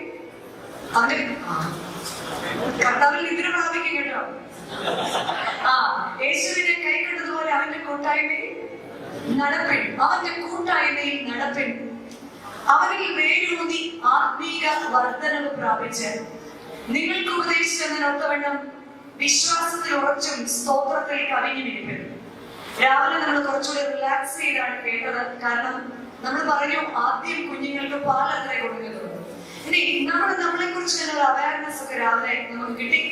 അപ്പൊ ഇനി നമ്മൾ ചെയ്യുന്നത് ഈ വിഷയത്തെ കുറച്ചുകൂടി കാര്യമായിട്ട് എടുക്കണം. ഇവിടെ നമ്മളും ദൈവവും തമ്മിലുള്ള ദൂരം, അല്ലെങ്കിൽ ഇവിടെ ക്വസ്റ്റ്യൻ ചോദിച്ചു, ഹു ഈസ് ഗോഡ്? ഞാൻ ഓർത്ത് ഒരാളെങ്കിലും പറയുമെന്ന് he's my father, he's my അപ്പ എന്ന് പറയുമെന്ന് ഞാൻ വിചാരിച്ചു. അവനെ കൈക്കൊണ്ട് ക്രിസ്ത്യാനി എന്ന് മുദ്ര കുത്തിയവരാണ് നാം ഓരോരുത്തരും. അപ്പൊ അവന്റെ നേരെയുള്ള നമ്മുടെ റെസ്പോൺസ് കുറച്ചുകൂടി എളുപ്പം പറയാം. നമ്മുടെ ഫ്ലഡ് റിലീഫിന്റെ സമയത്ത് ഒരു പയ്യനെ അമ്മ, നിങ്ങൾ കേട്ടിട്ടുണ്ടാവോ വോയിസ് ക്ലിപ്പ്, ഇൻസുലിൻ വാങ്ങിക്കാൻ വേണ്ടി ഇൻസുലിൻ വാങ്ങിക്കാൻ പോയവൻ എവിടെ ഒരു റിലീഫ് ബോട്ട് കണ്ടപ്പോ അതിനകത്ത് ചാടിക്കരുത്. അപ്പൊ നമ്മുടെ നാട്ടിലെ പാവ മനുഷ്യർക്ക് ഈ ഫ്ലൈറ്റ് ഒക്കെ ഹെലികോപ്റ്റർ ഒക്കെ പോകുന്നത് ഭയങ്കര സന്തോഷമാണ്. ആണടാ നോക്ക് ഹെലികോപ്റ്റർ പോകുന്നത് കൈ വീശി കാണിച്ചു. എന്ത് സംഭവിച്ചു? ഈ ഹെലികോപ്റ്റർ വന്നിട്ട് ഇവരെ എടുത്തോണ്ട് അങ്ങ് പോയി. അവൻ ഒരുപാട് പറഞ്ഞു ചേട്ടാ എന്നെ ഒന്ന് ഇറക്കായിരുന്നു. പക്ഷെ അവർക്ക് നിങ്ങളുടെ ഭാഷ അറിയത്തുള്ളൂ. ഇവിടുന്ന് വന്ന ടീമാണ്. ഇവൻ പലതരത്തിൽ ആക്ഷൻ കാണിച്ചിട്ടും വയ്യ അടഞ്ഞ് തിരുവനന്തപുരത്ത് കൊണ്ട് വിടാമെന്ന് പറഞ്ഞ് മുത്തങ്ങാവിനപ്പുറത്തുള്ള 6 പള്ളി പഠിപ്പുള്ള ജോബിയെ കൊണ്ട് തിരുവനന്തപുരത്ത് കൊണ്ട് ആരെയും നിങ്ങളുടെ നാട്ടിൽ വന്ന ഡിസാസ്റ്റർ ടീം അവർക്ക് മനസ്സറിയത്തില്ല. അവ പേടിച്ചിട്ട് കരയാണ് അവർ ഓർത്തത്. ഇതുപോലെയാണ് നമ്മളും ദൈവവും തമ്മിലുള്ള ദൂരം. ഒന്ന് ഉയരത്തിലേക്ക് നോക്കി അപ്പ എന്ന് വിളിക്കുമ്പോൾ, അവന്റെ കൂട്ടായ്മയിൽ നമ്മൾ നടക്കുമ്പോൾ, അവനിൽ വേരൂന്നി ഒന്ന് വളരുവാൻ നമുക്ക് സഹായിക്കുവാൻ നമ്മളെ തന്നെ പ്രാപ്തരാക്കണം. പലപ്പോഴും നമ്മളുടെ കുറവുകളെ ഓർത്താണ് ദൈവസന്നിധിയിൽ കരയാറുള്ളത്. നമുക്കറിയാം, നമ്മളുടെ വീട്ടിൽ ഇങ്ങനെ പയറ് കുക്കറിൽ ഇടുന്നതിന് മുൻപ് നമ്മുടെ അമ്മ അല്ലെങ്കിൽ ചേച്ചി നന്നായി കഴുകിയിട്ട് എന്ത് ചെയ്യും?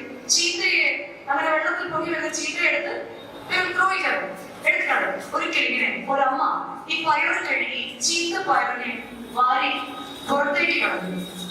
എന്നാൽ മഴ വന്ന് ഉണങ്ങിയ മണ്ണൊക്കെ ഒന്ന് ചള്ളയായപ്പോ ഈ എറിയപ്പെട്ട പയറുമണികളെല്ലാം അവിടെ കിടന്ന് കിളിർത്തിട്ട് വലുതായി അത് കായ്ച്ചു തുടങ്ങിയപ്പോൾ എറിഞ്ഞ അമ്മ തന്നെ കടന്നു എന്നിട്ട് അതിൽ നിന്ന് പയറുമണികൾ അല്ലെങ്കിൽ പയറ് പറിച്ചെടുക്കാൻ ആരംഭിച്ചു. പ്രിയരെ, ഈ കഥ നമ്മളെ ഓർമ്മിപ്പിക്കുന്നത് നമ്മൾക്ക് കുറവുകൾ ഉണ്ടാകാം. നമ്മളുടെ ഭാഷയിൽ, മറ്റുള്ളവരുടെ ഭാഷയിലൊക്കെ നമുക്ക് വ്യക്തിപരമായി ഒരുപാട് കുറവുകൾ ഉണ്ടായിരിക്കാം. എന്നാൽ ക്രിസ്തുവിൽ വേരൂന്നുവാൻ ഞാൻ തയ്യാറാണെങ്കിൽ ആ എറിയപ്പെട്ട അവസ്ഥയിൽ ഒന്ന് കായ്ച്ച് ആ എറിയപ്പെട്ട അവസ്ഥയിൽ എറിഞ്ഞവർ തന്നെ നമ്മെ സ്വീകരിക്കാൻ സാധിക്കും. വേദപുസ്തകത്തിൽ നമുക്ക് കാണാം മിസ്രൈമിന്റെ അധിപതിയായ യോസഫിനെ കുറിച്ച്. സഹോദരന്മാർക്ക് യോസഫ് ഒരു സ്വപ്നക്കാരനാണ്. എന്നാൽ അപ്പന് അവൻ പ്രിയപുത്രന്. കിണറ്റിലേക്ക് എറിഞ്ഞപ്പോൾ വ്യാപാരികളുടെ കയ്യിൽ അവൻ നല്ലൊരു അടിമയാണ്. കൊട്ടാരത്തിൽ രാജാവിന് അവനൊരു ഉറ്റ തോഴനാണ്. എന്നാൽ രാജാവിന്റെ ഭാര്യ അവനൊരു രഹസ്യക്കാരനായിട്ട് കാണാൻ ആഗ്രഹിച്ചത്. അവൻ തടവറയിലേക്ക് അടയ്ക്കപ്പെട്ടപ്പോൾ തടവിൽ അവൻ വെറും ഒരു തടവുപുള്ളിയായി. എന്നാൽ ഇസ്രായേലിന്റെ പരിശുദ്ധനായ യഹോവയുടെ മുൻപാകെ അവൻ മിസ്രൈമിന്റെ അധിപതിയായി. പ്രിയരെ, ഇതായിരിക്കണം നമ്മുടെ ഇന്നത്തെ ഏറ്റവും വലിയ മോട്ടിവേഷൻ. എനിക്ക് എന്തെങ്കിലും ഒരു കുറവുണ്ടെങ്കിൽ എന്റെ ലോകത്തിന്റെ മുൻപിൽ, എന്റെ മാതാപിതാക്കൾ, എന്റെ കൊളീഗ്സിന്റെ മുൻപിൽ ഞാൻ ആരാണെന്നല്ല, എന്റെ ദൈവത്തിന്റെ കണ്ണിൽ ഞാൻ ആരാണ്. അതായിരുന്നു പുത്രൻ തമ്പുരാൻ ഭൂമിയിൽ നിവർത്തിച്ചത്. അതായിരുന്നു പൗലോസ്ലീഹ തന്റെ ജനത്തോട് പറഞ്ഞത്. നിങ്ങൾ യേശുവിനെ കൈക്കൊണ്ടതുപോലെ എങ്ങനെയാണ് നിങ്ങൾ യേശുവിനെ കൈക്കൊണ്ടത്? Who is a real Christian? നമ്മളെല്ലാം ക്രിസ്ത്യൻ ആണെന്നും യൂത്ത് ആണെന്നും ഒക്കെ പറഞ്ഞ് ഭയങ്കര പ്രകമ്പനം കൊള്ളുന്നവരാണ്. മലങ്കര സഭയുടെ പാരമ്പര്യത്തിൽ നമ്മൾ അഭിമാനം കൊള്ളുന്നവരാണ്. എന്താണ് അല്ലെങ്കിൽ who is a real Christian? മാത്യുവിന്റെയും ആനയുടെയും മോനായിട്ട് ജനിച്ചതുകൊണ്ടാണോ, അതോ തോമസിന്റെയും മേരിയുടെയും മോളായിട്ട് ജനിച്ചതുകൊണ്ടാണോ? എന്തുകൊണ്ടാണ് ഞാൻ ക്രിസ്ത്യനായത്? നമ്മൾ ഓരോ വിശ്വാസ പ്രമാണം ചൊല്ലുമ്പോഴും പറയാറുണ്ട്, അവന്റെ ഏക ജാതനിൽ നമ്മൾ. അപ്പൊ പിന്നെ നമ്മളാണ്, നമ്മൾ അവകാശപ്പെടുന്നത് നമ്മൾ ആരാണ്? ദൈവത്തിന്റെ മക്കളാണ്. പക്ഷെ എല്ലാ വിശ്വാസ പ്രമാണത്തിലും നമ്മൾ ചൊല്ലും, അവന്റെ ഏക ജാതനിൽ ഞങ്ങൾ വിശ്വസിക്കുന്നു. നമ്മൾ ആരാണ്? അവനെ കൈക്കൊള്ളുവാൻ ഞാനും അവനും തമ്മിലുള്ള ബന്ധം എന്താണ്?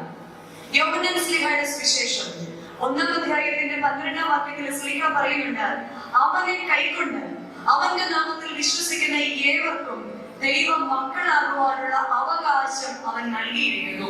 അവനെ കൈക്കൊള്ളേണ്ടതിന്റെ ഒന്നാമത്തെ ആവശ്യകത, അവനെ കൈക്കൊണ്ട് അവന്റെ നാമത്തെ വിശ്വസിക്കുന്ന ഏവർക്കും ദൈവ മക്കൾ ആകുവാനുള്ള അവകാശം അവൻ നമുക്ക് നൽകിയിരിക്കുന്നു. സോ നമ്മളൊരു ക്രിസ്ത്യൻ അപ്പന്റെയും അമ്മയുടെയും വീട്ടിൽ ജനിച്ചിരിക്കുന്നു. രണ്ടാമത് പറയുന്നു, അവന്റെ കൂട്ടായ്മയിൽ നടപ്പിൻ. പൗലോസ്ലീഹ പറയാ, അവന്റെ കൂട്ടായ്മയിൽ നടപ്പിൻ. ക്രിസ്തുവിന്റെ കൂട്ടായ്മയിൽ നടക്കുവാൻ നമുക്ക് സാധിക്കുന്നുണ്ടോ? പിന്നെ അതെന്തൊരു ചോദ്യമാണ്. അതുകൊണ്ടല്ലേ ഉച്ചയ്ക്ക് കണ്ണൊക്കെ തുറന്നു വെച്ച് നിങ്ങൾ അവന്റെ കൂട്ടായ്മ ആചരിക്കുവാൻ വേണ്ടി എന്നെ കടന്നു വന്നിരിക്കുന്നത്. എന്നാൽ നമുക്ക് അപ്പോസ്റ്റൽസിന്റെ ജീവിതത്തിലേക്ക് പോവാം. അപ്പോസ്റ്റലന്മാരെ ആരാ സെലക്ട് ചെയ്തത്? He himself selected his apostles, disciples. അല്ലേ? കർത്താവ് തന്നെയാണ് ആരെ തിരഞ്ഞെടുത്തത്? അപ്പോസ്റ്റലന്മാരെ തിരഞ്ഞെടുത്തത്. പിന്നെ അവർ ഒന്നിച്ചു ജീവിച്ചു, അവർ ഒന്നിച്ചു നടന്നു, അവർ ഒന്നിച്ചു കഴിച്ചു, അവരെ അത്ഭുതങ്ങൾ കണ്ടു, അവർ യേശുവിനെ തൊട്ടു, അവർ യേശുവിനെ അറിഞ്ഞു, എല്ലാം ചെയ്തു. നമ്മളും ഇതുപോലെ ക്രിസ്ത്യാനിയായിട്ട് ജനിച്ചു, ക്രിസ്ത്യൻ ഫെയ്ത്ത് അനുസരിക്കുന്നു, ക്രിസ്ത്യനായിട്ട് ഭൂമിയിൽ ജീവിക്കുന്നു, ക്രിസ്തുവിനാൽ നയിക്കപ്പെടുന്നു, നമ്മൾ നടക്കുന്നു. I am what I am എന്ന് യഹോവയാം ദൈവം മോശയോട് പറഞ്ഞതുപോലെ നമ്മൾ നമ്മളോട് പറയാറുണ്ട്, I am what I am. എന്നാൽ നമുക്ക് കാണാം, ഇവരിൽ പലരെ പോലെയും ആണോ ഞാൻ ഇപ്പോഴും? ഒന്ന്, ക്രിസ്തുവിന് ഏറ്റവും വിശ്വസ്തനായിരുന്ന, അവരുടെ കൂട്ടത്തിൽ മുതിർന്നവനായിട്ട് സഭയുടെ താക്കോൽ ഏൽപ്പിച്ച പത്രോസ്ലീഹായുടെ സ്വഭാവം എങ്ങനെയാണ്? ക്രിസ്തു തിരഞ്ഞെടുത്തു, ക്രിസ്തുവിന്റെ കൂടെ നടന്നു, കഴിച്ചു, തൊട്ടു, അത്ഭുതങ്ങളെല്ലാം കണ്ടു, എല്ലാ പവറും ഏൽപ്പിച്ചു. ഞാൻ ക്രൂസിഫൈ സമയത്തിലേക്ക് പോവാണ്, ഇനി മുതൽ ഇവരുടെ എല്ലാ കാര്യങ്ങളും നോക്കേണ്ടത് നീയാണ് എന്ന് പറഞ്ഞിട്ട് ഗത്സമനയിൽ പ്രാർത്ഥന കഴിഞ്ഞിരിക്കുന്ന നേരത്ത് യേശു തമ്പുരാനെ പിടിക്കുവാൻ പടയാളികൾ വന്നപ്പോൾ പത്രോസ്ലീഹ എന്ത് ചെയ്തു? പറഞ്ഞോളൂ. പത്രോസ്ലീഹ എന്ത് ചെയ്തു? വാൾ തന്റെ മുറയിൽ നിന്നെടുത്ത് വെട്ടി. രണ്ട് കാര്യങ്ങളാണ് അവിടെ. ഒന്ന്, അവരുടെ കയ്യിൽ എന്തുണ്ടായിരുന്നു? സമാധാനത്തിന്റെ പ്രഭു. യേശു തമ്പുരാൻ ജനിക്കുന്നതിന് 600 വർഷം മുൻപ് യെശയ്യാ പ്രവാചകൻ പ്രവചിച്ചു, നമുക്കായിട്ടൊരു ശിശു ജനിക്കും, നമുക്കായിട്ടൊരു മകൻ പിറന്നിരിക്കുന്നു. ആധിപത്യം അവന്റെ തോളിൽ. അവൻ അത്ഭുതമന്ത്രി, വീരനാം ദൈവം, നിത്യപ്രഭു, സമാധാനത്തിന്റെ ദൈവം എന്ന് അവൻ അറിയപ്പെടും. ഈ സമാധാനത്തിന്റെ ദൈവത്തോട് കൂടെ നടന്നിട്ട്, സമാധാന പുത്രന്റെ കൂടെ നടന്നിട്ടും അവന്റെ ഉറയിൽ എന്തുണ്ടായിരുന്നു? വാളുണ്ടായിരുന്നു. 2 വാളെടുത്ത് സേവകന്റെ ചെവി വെട്ടിക്കളഞ്ഞു. ഒരിക്കലും ചെവി വെട്ടാനായിട്ട് ആരും എടുക്കത്തില്ല. എവിടെ വെട്ടാൻ എടുത്തതായിരിക്കും? കഴുത്തായിരിക്കും വെട്ടിയത്. പ്രിയരെ, നമ്മളും സമാധാനത്തിന്റെ ദൈവത്തോടൊപ്പം സമാധാനത്തിന്റെ മക്കളായിട്ട് ക്രിസ്ത്യാനി എന്ന മുദ്രകുത്തി എല്ലാ ഫെയ്ത്തും എല്ലാ വചനവും കേൾക്കുന്നുണ്ട്. എന്നാൽ പലപ്പോഴും ഈ വാള് നമ്മുടെ ഉറയിൽ സൂക്ഷിക്കാറില്ലേ? കോപം വന്നു കഴിയുമ്പോൾ ഞാൻ പത്രോസിനെ പോലെ ആകാറുണ്ടോ? വീണ്ടും പത്രോസ്ലീഹ പരിചാരകന്മാരോടൊപ്പം ഇരിക്കുമ്പോൾ നീയും ആ നസ്രായന്റെ കൂട്ടാളി അല്ലയോ എന്ന് ചോദിച്ചപ്പോൾ നോ, ഞാനല്ല എന്ന് 3 പ്രാവശ്യം തള്ളി പറഞ്ഞതുപോലെ ലോകത്തിൽ പലപ്പോഴും പള്ളിയിൽ വരും. പള്ളിയിൽ എവിടെയാണ് ഞാൻ നിൽക്കുന്നത്? ചിലപ്പോൾ റോഡിലായിരിക്കും നിൽക്കുന്നത്, ചിലപ്പോൾ കഴിയാറാകുമ്പോഴായിരിക്കും ഞാൻ വരുന്നത്, ചിലപ്പം ഞാൻ ജോലി സ്ഥലത്തും ഞാൻ ക്രിസ്ത്യൻ എന്ന് മറ്റുള്ളവരെ ചോദിക്കുന്നത് പോലത്തെ എന്റെ പ്രവൃത്തികൾ ഉണ്ടെങ്കിൽ ഇന്നും പത്രോസ്ലീഹയിലെ ആ ആത്മാവ് ഇനിയുണ്ട്. ആത്മീക വർദ്ധനവ് പ്രാപിക്കണമെങ്കിൽ അവന്റെ കൂട്ടായ്മയിൽ നടക്കണം. വീണ്ടും നമുക്ക് തോമാസ്ലീഹയിലേക്ക് വരാം. ഭാരതത്തിന്റെ മണ്ണിലേക്ക് കാലുകുത്തുന്നതിന് മുൻപ് മാർത്തോമാസ്ലീഹയുടെ സാന്നിധ്യത്തിൽ യേശുദമ്പുരാൻ പറഞ്ഞു, ഈ 3 ദിവസം കൊണ്ട് ഞാൻ ഈ മന്ദിരം പണിയുമെന്ന്. ഇത് കേട്ടിട്ട് പോലും കർത്താവ് മരിച്ചു കഴിഞ്ഞു ഉയർത്തെഴുന്നേറ്റു എന്ന് പറഞ്ഞപ്പോൾ മാർത്തോമാസ്ലീഹ പറഞ്ഞു, നോ, ഞാൻ വിശ്വസിക്കില്ല. അവന്റെ വിലാവിൽ തൊടാതെ ഞാൻ വിശ്വസിക്കില്ല. പലപ്പോഴും ഒന്നുമില്ലായ്മ ഇത്രയാക്കിയിട്ടും എന്തെങ്കിലും ഒരു ചെറിയ പ്രയാസം ജീവിതത്തിൽ വരുമ്പോ ദൈവമേ നീ ഉണ്ടോ? നീ ഇല്ലേ? നീ ഇതൊന്നും കാണുന്നില്ലേ? ഞാൻ എങ്ങനെ ഓവർകം ചെയ്യും എന്ന് ദൈവസന്നിധിയിൽ പരാതിക്കാരായിട്ട് ഒതുങ്ങി പോവുകയാണോ വിശ്വാസികളായി നാം ചെയ്യുന്നത്? യുവജനങ്ങളാണ് ഒരു ദേശത്തിന്റെ ശക്തി. അവരിലെ വിശ്വാസമാണ് പുതിയ തലമുറയിലേക്ക് പോകേണ്ടത്. രാവിലെ നമ്മൾ പറഞ്ഞ പോലെ പപ്പ I want to wear your shoes or I like to wear your shoes എന്ന് പറയുന്ന നെക്സ്റ്റ് ജനറേഷന്റെ മുൻപിൽ നമുക്ക് മാതൃകയാകാൻ സാധിക്കുന്നുണ്ടോ? വിശ്വാസത്തിൽ ഞാൻ വിലാവിൽ തൊട്ടാലെ വിശ്വസിക്കും, എന്റെ ജീവിതത്തിൽ വരുന്നതേ ഞാൻ വിശ്വസിക്കൂ എന്ന് പറഞ്ഞാണോ? അതോ അപ്പനായാണോ ദൈവത്തെ സ്നേഹിക്കുന്നത്? അവന്റെ കൂട്ടായ്മയിൽ നടക്കണമെങ്കിൽ ഓട്ടോമാറ്റിക്കലി നമ്മൾ അവനെ കൈക്കൊണ്ടു. അപ്പനോമേ ക്രിസ്ത്യനായാണ് നമ്മൾ അവനെ കൈക്കൊണ്ടു. ഇനി അവന്റെ കൂട്ടായ്മയിൽ നടക്കണമെങ്കിൽ ഇതുപോലെയാണോ? എന്നാൽ പ്രതിസന്ധിയുടെ നിമിഷത്തിൽ നമുക്ക് കാണാം, യോഹന്നാൻ യേശുവിന്റെ മാറോട് ചേർന്ന് കിടന്നു, അല്ലെ? ക്രൂശിന്റെ അവസാനം വരെ ക്രിസ്തുവിനോട് അനുഗമിച്ചതായിരുന്നു ആര്? യോഹന്നാൻ. ഇവിടെ തന്നെ അപ്പോസ്തലന്മാരിലെ 3 പേരുടെ വ്യത്യസ്ത സ്വഭാവങ്ങൾ നമുക്ക് കാണാം. നമുക്കും ഇതുപോലെ ഞാൻ എങ്ങനെയാണ്? പക്ഷെ എപ്പോഴാണ് അവരിൽ ആ മാറ്റം ഉണ്ടായതെന്ന് അറിയാമോ? പെന്തിക്കോസ്തയുടെ ദിവസത്തിൽ പരിശുദ്ധാത്മാവ് അവരുടെ മേൽ ആവസിച്ചു. പരിശുദ്ധാത്മാവ് അവരുടെ മേൽ ആവസിച്ചു കഴിഞ്ഞപ്പോൾ അവർ പുതിയ സൃഷ്ടിയായിരുന്നു. പത്രോസ് എഴുന്നേറ്റ് ഒറ്റ പ്രസംഗത്തിൽ 3000 പേരെ മാനസാന്തരപ്പെടുത്തി. 3000 പേർക്ക് സ്നാനം നൽകി അവരെ ക്രിസ്തു സഭയോട് ചേർത്തു. പ്രിയരെ, എന്റെ പള്ളിയിൽ ചിലപ്പോൾ റെപ്രസെന്റേറ്റീവ് ആയിട്ട് ഞാൻ മാത്രമായിരിക്കും വന്നിരിക്കുന്നത്, അല്ല എന്റെ ഹോൾ ഫാമിലിയിൽ ഞാൻ മാത്രമായിരിക്കും വന്നിരുന്നത്. എന്നിലെ മാറ്റം കാണുമ്പോൾ പത്രോസിലുണ്ടായ ഒരു മാറ്റം പോലെ നമ്മൾ രാവിലെ പറഞ്ഞു, പത്രോസിന്റെ നിഴൽ വീണ രോഗികൾ സൗഖ്യപ്പെട്ടു. കാരണം ആ നിഴൽ ക്രിസ്തുവായിരുന്നു, ആ നിഴൽ ക്രിസ്തുവിന്റേതായിരുന്നു. എന്നാൽ എന്റെ നിഴൽ ക്രിസ്തുവാണോ? പലപ്പോഴും പലരെയും നന്നാക്കാൻ പോകുമ്പോൾ നിഴൽ നമ്മൾ പറയും, ഞാൻ മുന്നിൽ നടക്കുമ്പോൾ നിഴൽ പിന്നിലുണ്ട്, ഞാൻ പിന്നിൽ നോക്കുമ്പോൾ നിഴൽ മുന്നിലുണ്ട്. എന്നാൽ നിഴൽ നിന്നിലായാൽ നീയുമില്ല, നിഴലുമില്ല. നിഴലിൽ വസിക്കുന്ന വെളിച്ചമായ ദൈവം മാത്രം നമ്മിൽ വസിക്കുന്നു. പരിശുദ്ധാത്മാവ് വന്നു കഴിഞ്ഞപ്പോൾ തോമസ് വിദൂരതയിൽ നിന്ന് ഇന്ത്യ എന്ന് പറയുന്ന ഭൂഖണ്ഡത്തിന്റെ മറ്റേ അറ്റമായ രാജ്യം വരെ വന്ന ദൈവത്തിന്റെ സുവിശേഷ ഘോഷണം.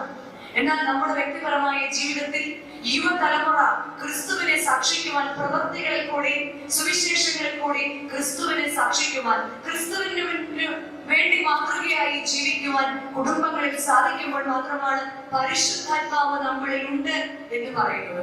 നാം പറഞ്ഞു രാവിലെ, നാം ഓരോരുത്തരും സാക്ഷ്യ പെട്ടകങ്ങളാകണം. കാരണം മാമോദീസയിൽ നാം സ്വീകരിക്കുന്ന ദൈവത്തിന്റെ തിരുശരീരം നിമിത്തം, ആ അവകാശം നിമിത്തം, ആ സാത്താനെ ഉപേക്ഷിക്കുന്നു എന്ന് പറയുന്നതിന്റെ നിമിത്തം ഞാൻ സാക്ഷ്യപ്പെട്ടകത്തിന്റെ 1ാമത്തെ നിയമങ്ങൾ എഴുതി സ്വീകരിച്ചിരിക്കുന്നു. 2, കർത്താവിന്റെ തിരുശരീരം ഭക്ഷിക്കുന്നത് മൂലം എന്നിൽ ക്രിസ്തുവിന്റെ ജീവനുള്ള അപ്പം വസിക്കുന്നു.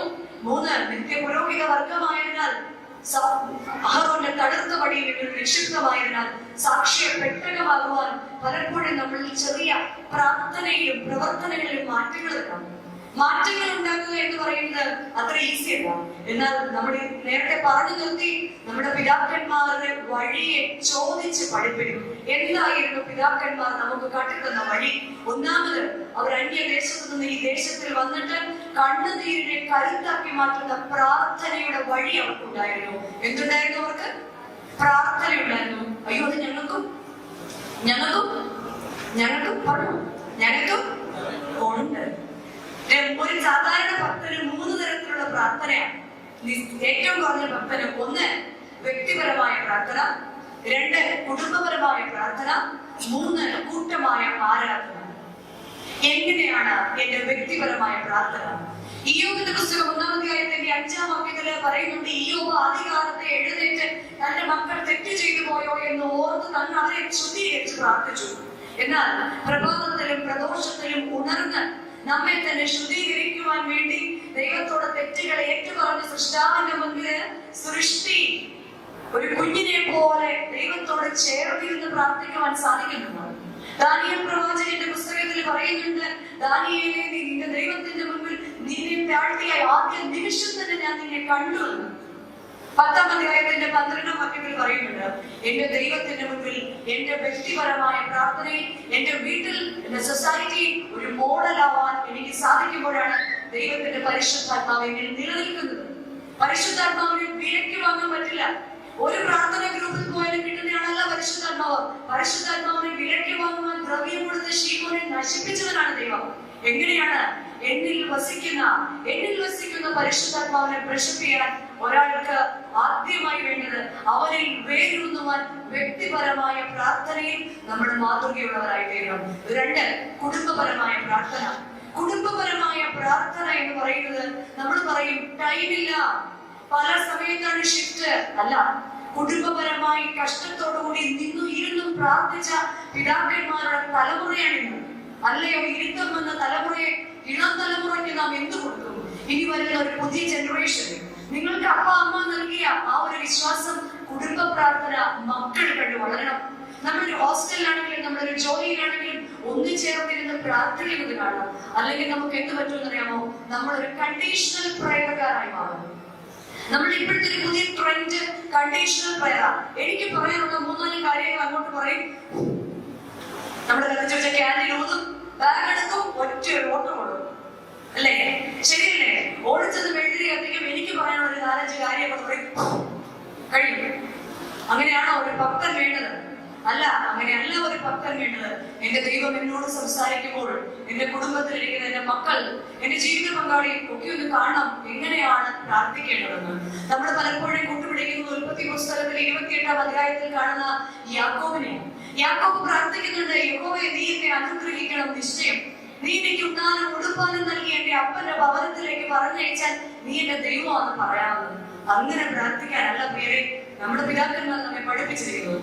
നമ്മൾ പഠിപ്പിച്ചിരിക്കുന്നത്, എന്നെ അനുഗമിക്കുവാൻ ഇച്ഛിക്കുന്നവൻ തന്നെ തന്നെ തിരിച്ച് തന്നെ കുരിശുമെടുത്ത് എന്റെ പിന്നാലെ വരിക.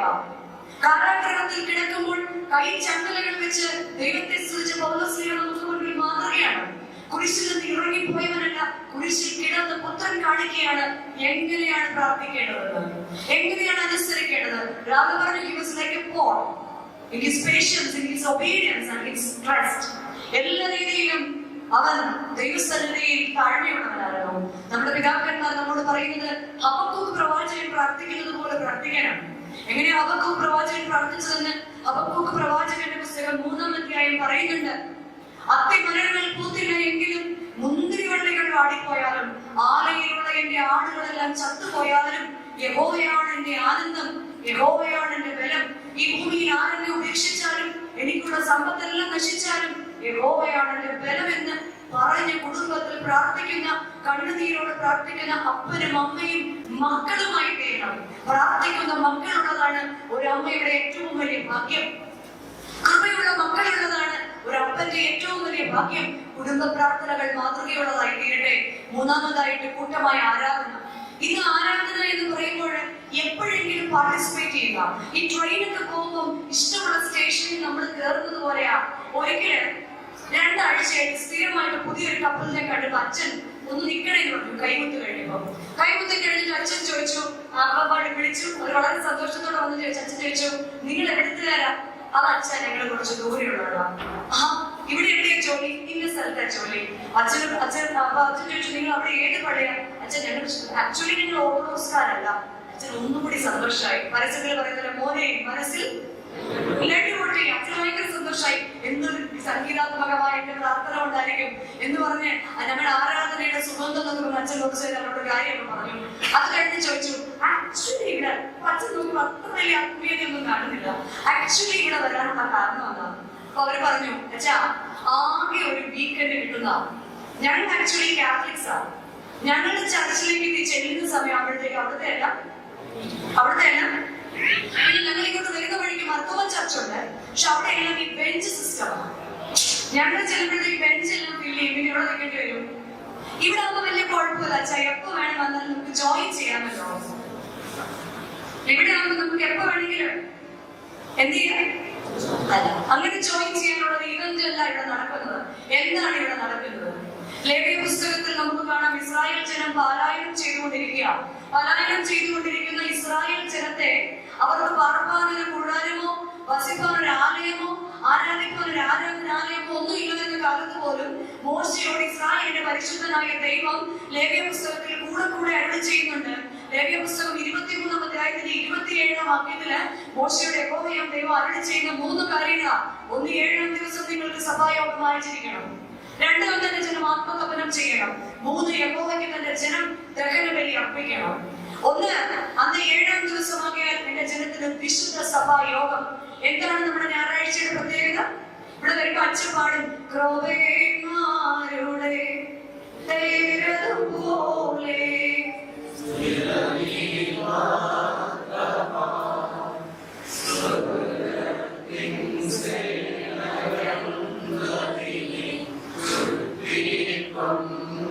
നമ്മുടെ മിക്കവാറും വരുമ്പോൾ കേൾക്കുന്നതായിരിക്കും. ക്രോവേന്മാരുടെ തേരതുപോലെ സ്ഥിരമാണ് ഈ മക്ക. സ്വർഗത്തിന്റെ സേനകളുണ്ട് അതിനെ ചുറ്റിക്കൊണ്ട്. ക്രോവകൾ ആരാണ്? ജീവവൃക്ഷത്തിന്റെ കാവൽക്കാരായ സ്വർഗത്തിന്റെ വാഹനമായ സ്വർഗത്തിന്റെ തേരിനെ വഹിക്കുന്ന വാഹകരാണ്, മാലാഖമാരാണ് ക്രോവകൾ. ക്രോവകൾ ഇറങ്ങി വരുന്ന തേരിൽ ആരും വരും? പിതൃപുത്ര പരിശുദ്ധാത്മാവാം ദൈവം. പിന്നെയും പിതാക്കന്മാർ അവർ ആത്മീയ നയനങ്ങൾ കൊണ്ട് പറയാ, സ്വർഗത്തിൽ സേനകളുണ്ട് അതിനെ ചുറ്റിക്കൊണ്ട്. നമ്മുടെ ദേവാലയത്തിലേക്ക് കടന്നു വരുമ്പോൾ നമ്മൾ പറയും, പഴയ അച്ഛനെ പോലല്ല ഈ അച്ഛൻ, ഒരു തൊണ്ടി ഓടി അങ്ങ് അകത്ത് പോകും. അപ്പൊ ഞാൻ വരുന്ന സമയത്ത് ആരുടെ നിൽക്കണമെങ്കിൽ കൈ കൊണ്ട് അച്ഛൻ ഇവിടെ നിൽക്കണം. എന്തിനാ അച്ഛൻ അകത്ത് കയറുന്നത്? സ്വർഗത്തിന്റെ സേനകളെ ഇറക്കുന്ന രഹസ്യ പ്രാർത്ഥനകളുമായി കർത്താവിന്റെ തിരുശരീര രക്തവുമായി ഒരുങ്ങി നിൽക്കുന്ന സ്വർഗത്തിന്റെയും ഭൂമിയുടെയും ഇടയിലുള്ള മധ്യസ്ഥനായ പുരോഹിതൻ സ്വർഗത്തിന്റെ സേനകളെ സ്വീകരിക്കുകയാണ്. വീണ്ടും മറ നീക്കുമ്പോൾ ആദ്യം നമ്മൾ പ്രാർത്ഥിക്കും, നിന്നെ പ്രസവിച്ച അറിയാമോ? കാര്യങ്ങളൊക്കെ അറിയാം. നിന്നെ നമോദിച്ച യോഹന്നാനും ഞങ്ങൾക്ക് വേണ്ടി ആരാ? പരിശുദ്ധ മറിയാം. നമ്മൾ പറഞ്ഞു, നമ്മുടെ പിതാക്കന്മാർ കണ്ട സാക്ഷി പെട്ടകം ആരാണ്? മറിയാം. പിതാവാം ദൈവത്തിന്റെ ഇഷ്ടപുത്രിയും പുത്രനാം ദൈവത്തിന്റെ മാതാവും പരിശുദ്ധാത്മാവാം ദൈവത്തിന്റെ മണവാട്ടിയുമായ പരിശുദ്ധ ദൈവമാതാവ്. കർത്താവിന്റെ വരവിനെ അറിയിച്ച യോഹന്നാൻ, സകല ശുദ്ധിമാന്മാര്, സകല ശുദ്ധിമതികള് ഇവിടെ ഇറങ്ങി വന്ന് നിൽക്കുകയാണ്. നമ്മൾ അവിടെ നിൽക്കുന്നതേ ഉള്ളൂ, ഏതെങ്കിലും ഒരു ട്രാഫിക്ക് കിടക്കുന്നതേ ഉള്ളൂ. അതനുസരിച്ചാണ് ആര് വരുന്നത്? 7-ാം ദിവസം നിങ്ങൾക്ക് വിശുദ്ധ സഭായോഗം. വിശുദ്ധരായവർ ഭൂമിയിലേക്ക് ഇറങ്ങി വന്ന് ഭൂമിയിലെ തങ്ങളുടെ മക്കളോട് കൂടെ ഒന്നുചേർന്ന് ആരാധിക്കുവാനായി ദൈവം ഭൂമിയിൽ നൽകിയിരിക്കുന്ന അവസരങ്ങളെ ഉപയോഗിക്കുമ്പോൾ മാത്രമാണ് ദൈവത്തിന്റെ പരിശുദ്ധാത്മാവിലേക്ക് വേരുന്നതിന് നമുക്ക് സാധിക്കുന്നത്. 2, കൂടെ പറയുന്നു, അന്ന് എന്റെ ജനം ആത്മതപനം ചെയ്യണം. എന്താ അങ്ങനെയൊക്കെ പറഞ്ഞു? ആത്മാവിനെ തപിപ്പിക്കുക.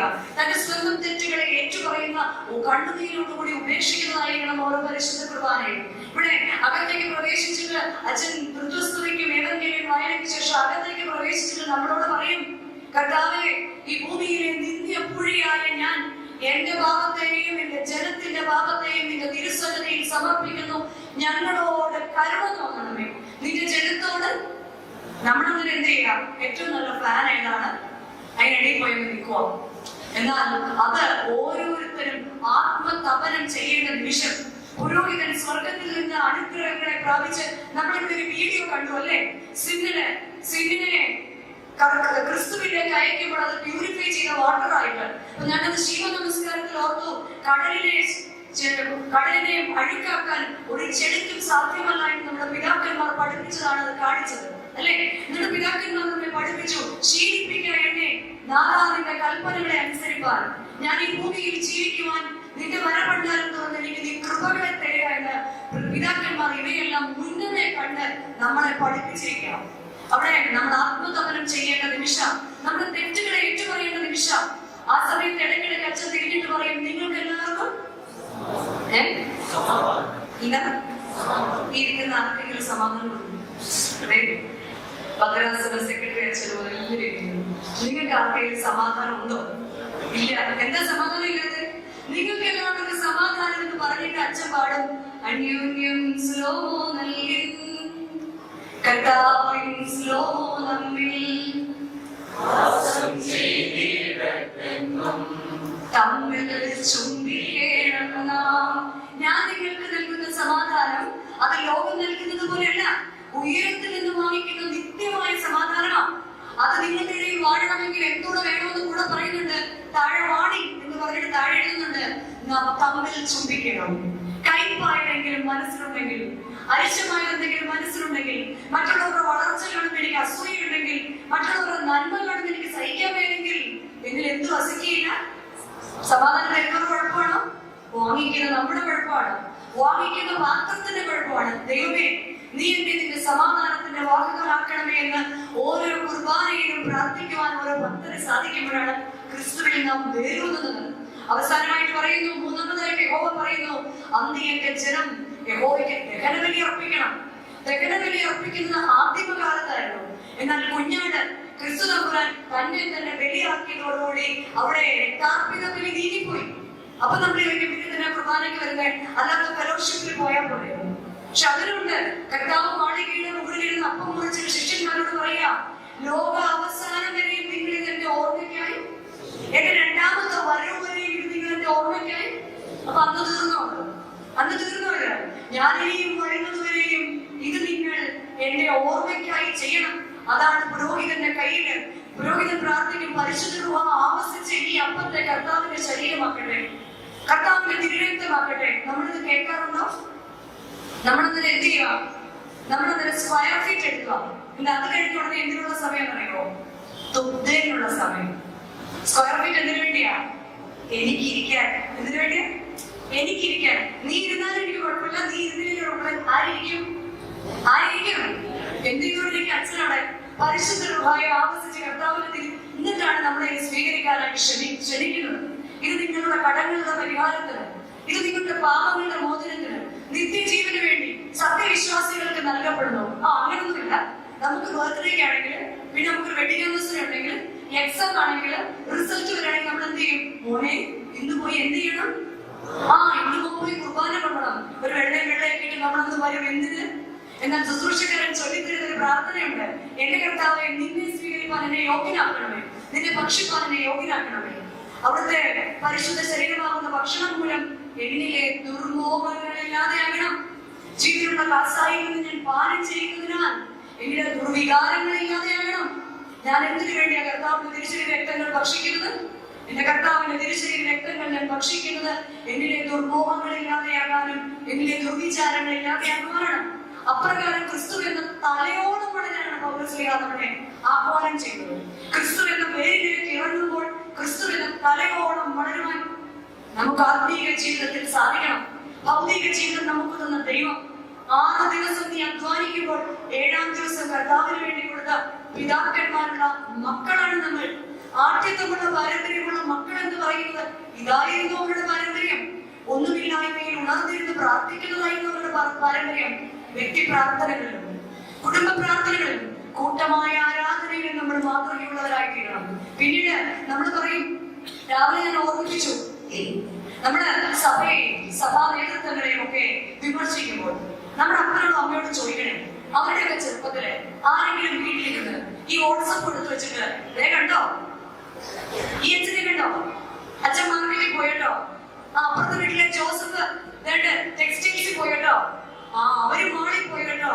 നോ, വീടുകൾ ഇതിനൊരു വേദി ആയിരുന്നില്ല. പുറപ്പാട് പുസ്തകം 17-ാം അധ്യായത്തിന്റെ 8-ാം വാക്യത്തില് തന്റെ ജനം അമാലേക്യരോട് യുദ്ധം ചെയ്യാൻ പുറപ്പെടുക. അമാലേക്യരോട് യുദ്ധം ചെയ്യാൻ പുറപ്പെട്ടപ്പോൾ മോശയുടെ കൈ സ്വർഗത്തിലേക്ക് ഉയർന്നു. അപ്പോൾ ഇസ്രായേൽ ജനം വിജയിച്ചു. എന്നാൽ മോശയുടെ കൈ ഭാരം കൊണ്ട് താന്നപ്പോൾ ഇസ്രായേൽ ജനം പരാജയത്തിലേക്ക് വന്നു. മോശയുടെ കൈ താഴുന്നു എന്ന് മനസ്സിലാക്കി യോശുവയും നൂനും എന്ത് ചെയ്തെന്നറിയാമോ?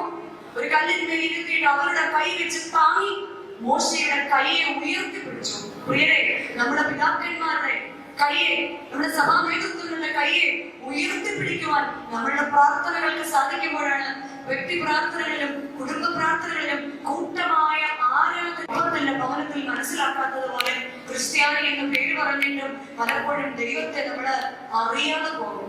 എന്നിലുള്ള ദൈവത്തെ കസ്തൂരിമാൻ അതിന്റെ നാഭിയിൽ നിന്ന് ഒഴുകുന്ന കസ്തൂരി അന്വേഷിച്ച് നടക്കുന്നത് പോലെയല്ല, എന്നിലുള്ള ദൈവത്തെ നറിഷ് ചെയ്യണം, എന്നിലുള്ള ദൈവത്തെ ഒന്ന് പോളിഷ് ചെയ്യണം, എന്നിലുള്ള ദൈവത്തെ ഒന്ന് ഊതണം, എന്നിലുള്ള ദൈവത്തെ ഒന്ന് ഊതി ജ്വലിപ്പിക്കണം. അവരെന്നെ പരിശുദ്ധാത്മാവിനെ കാണുവാൻ എന്നിലെ പരിശുദ്ധാത്മാവ് തുടിക്കണം. അതാണ് എലിസബത്തിന്റെ ഉള്ളിൽ കിടന്ന് യോഹന്നാൻ എന്നൊരു പ്രജ മറിയാമിനെ കണ്ടപ്പോൾ കാണിച്ചത്. പ്രജ കുതിച്ചു ചാടി എന്ന് വേദപുസ്തകം പഠിപ്പിക്കുന്നത് പോലെ നമുക്കും അവരിലെ പരിശുദ്ധാത്മാവിനെ കാണാം. അല്ലെങ്കിൽ എന്ത് സംഭവിക്കും എന്ന് പറയാമോ? ഉല്ലാസഭ്രാന്ത് ബാധിച്ച ഒരു സമൂഹത്തിലാണ് നമ്മൾ ജീവിക്കുന്നത്. നമുക്കൊരിക്കലും നമ്മുടെ സൊസൈറ്റിയെ നേരെയാക്കുന്നതിനെ കുറിച്ച് നമുക്ക് ഉത്തരവാദിത്തമില്ല. ഫസ്റ്റ് ഞാനാണ് ശരിയാവുന്നത്. ഉല്ലാസഭ്രാന്ത് ഇങ്ങനെ മൂത്തുകഴിഞ്ഞാൽ എന്ത് സംഭവിക്കും? ദൈവിക ബോധവും ദൈവഭക്തിയും എല്ലാം നമ്മുടെ തലമുറകളിൽ നിന്നും പടിയിറങ്ങുന്നത് നമ്മൾ കാണേണ്ടി വരും. നമ്മുടെ ഇടയിൽ നമുക്കറിയാം, ഇംഗ്ലണ്ടും ഫ്രാൻസിലും ഒക്കെ ഇന്ന് പല ദേവാലയങ്ങളും സിനിമ തിയേറ്ററുകളും പബ്ബുകളും ഒക്കെ ആയിട്ട് മാറിയിരിക്കുകയാണ്. ഇംഗ്ലണ്ടിലൊക്കെ അങ്ങനെയാണല്ലേ, കഷ്ടം എന്നാര് പറയും? നമ്മളിവിടെ ഇന്ത്യയിൽ പറയും. എന്നാൽ വിശുദ്ധന്മാരുടെ നിരയെ നോക്കിയാൽ ഏറ്റവും കൂടുതൽ വിശുദ്ധന്മാർക്ക് ജന്മം കൊടുത്ത നാടുകളായിരുന്നവയല്ല, വിശുദ്ധന്മാരുടെ വിശുദ്ധിയുടെ ഇറ്റിലങ്ങളായിരുന്നു, ക്രൈസ്തവ ജനതയുടെ ആണിക്കല്ലായിരുന്നു ഇംഗ്ലണ്ടും ഫ്രാൻസും ഒക്കെ. അവിടെയാണ് ഇന്ന് ദേവാലയങ്ങൾ പബ്ബുകളായി മാറിയിരിക്കുന്നത്. അവിടെയാണ് സിനിമ തിയേറ്ററുകൾ ഉണ്ടായിരിക്കുന്നത്. ഇപ്പോൾ സ്റ്റിയറിംഗ് നിങ്ങളുടെ കയ്യിലാണ്. It's the time. നിങ്ങളുടെ കയ്യിലാണ് പന്ത്. നമ്മൾ പറയും പെനാലിറ്റിയിലാണ് നിങ്ങൾ നിൽക്കുന്നത്. അവിടെ വലിയ സൊസൈറ്റിയിൽ വലിയ മാറ്റങ്ങൾ ഉണ്ടാകുന്നു. നമ്മളുടെ കയ്യിൽ ആത്മീയതയുടെ സ്റ്റിയറിംഗ് ഉണ്ട്. ഈ സ്റ്റിയറിംഗ് പിടിച്ച് എങ്ങോട്ടാണ് പെനാൽറ്റി അടിക്കുന്നത് അതനുസരിച്ചിരിക്കും നമ്മുടെ ഗോൾ പോസ്റ്റിലെ ഗോൾ. ക്രിസ്തുവിനെ കൈക്കൊണ്ട് അവന്റെ നാമത്തിൽ നടക്കുന്ന നമ്മൾ ഓരോരുത്തരും അവന് നല്ല സാക്ഷികളാകുവാൻ, വേരൂന്നി വളരുവാൻ തടസ്സമായി നിൽക്കുന്നതിന്റെ പ്രാർത്ഥനയുടെ കുറവാണോ? എന്റെ പ്രവർത്തനങ്ങളുടെ കുറവാണോ? അല്ല, എന്നിലുള്ള ദൈവികതയെ ഞാൻ തേടിപ്പിടിച്ച് വലുതാക്കുക. എന്നിൽ ദൈവം നിക്ഷേപിച്ചിരിക്കുന്ന നിയോഗങ്ങളെ തിരിച്ചറിയുക. എന്റെ ദൈവത്തിന്റെ പരിശുദ്ധാത്മാവ് എന്നിൽ ഫലമണിയണം. എന്നിൽ അത് പൂവണിഞ്ഞ് ഞാൻ ദൈവത്തിന് വേണ്ടി ഭൂമിയിൽ ജീവിക്കുന്നതായി തീരണം.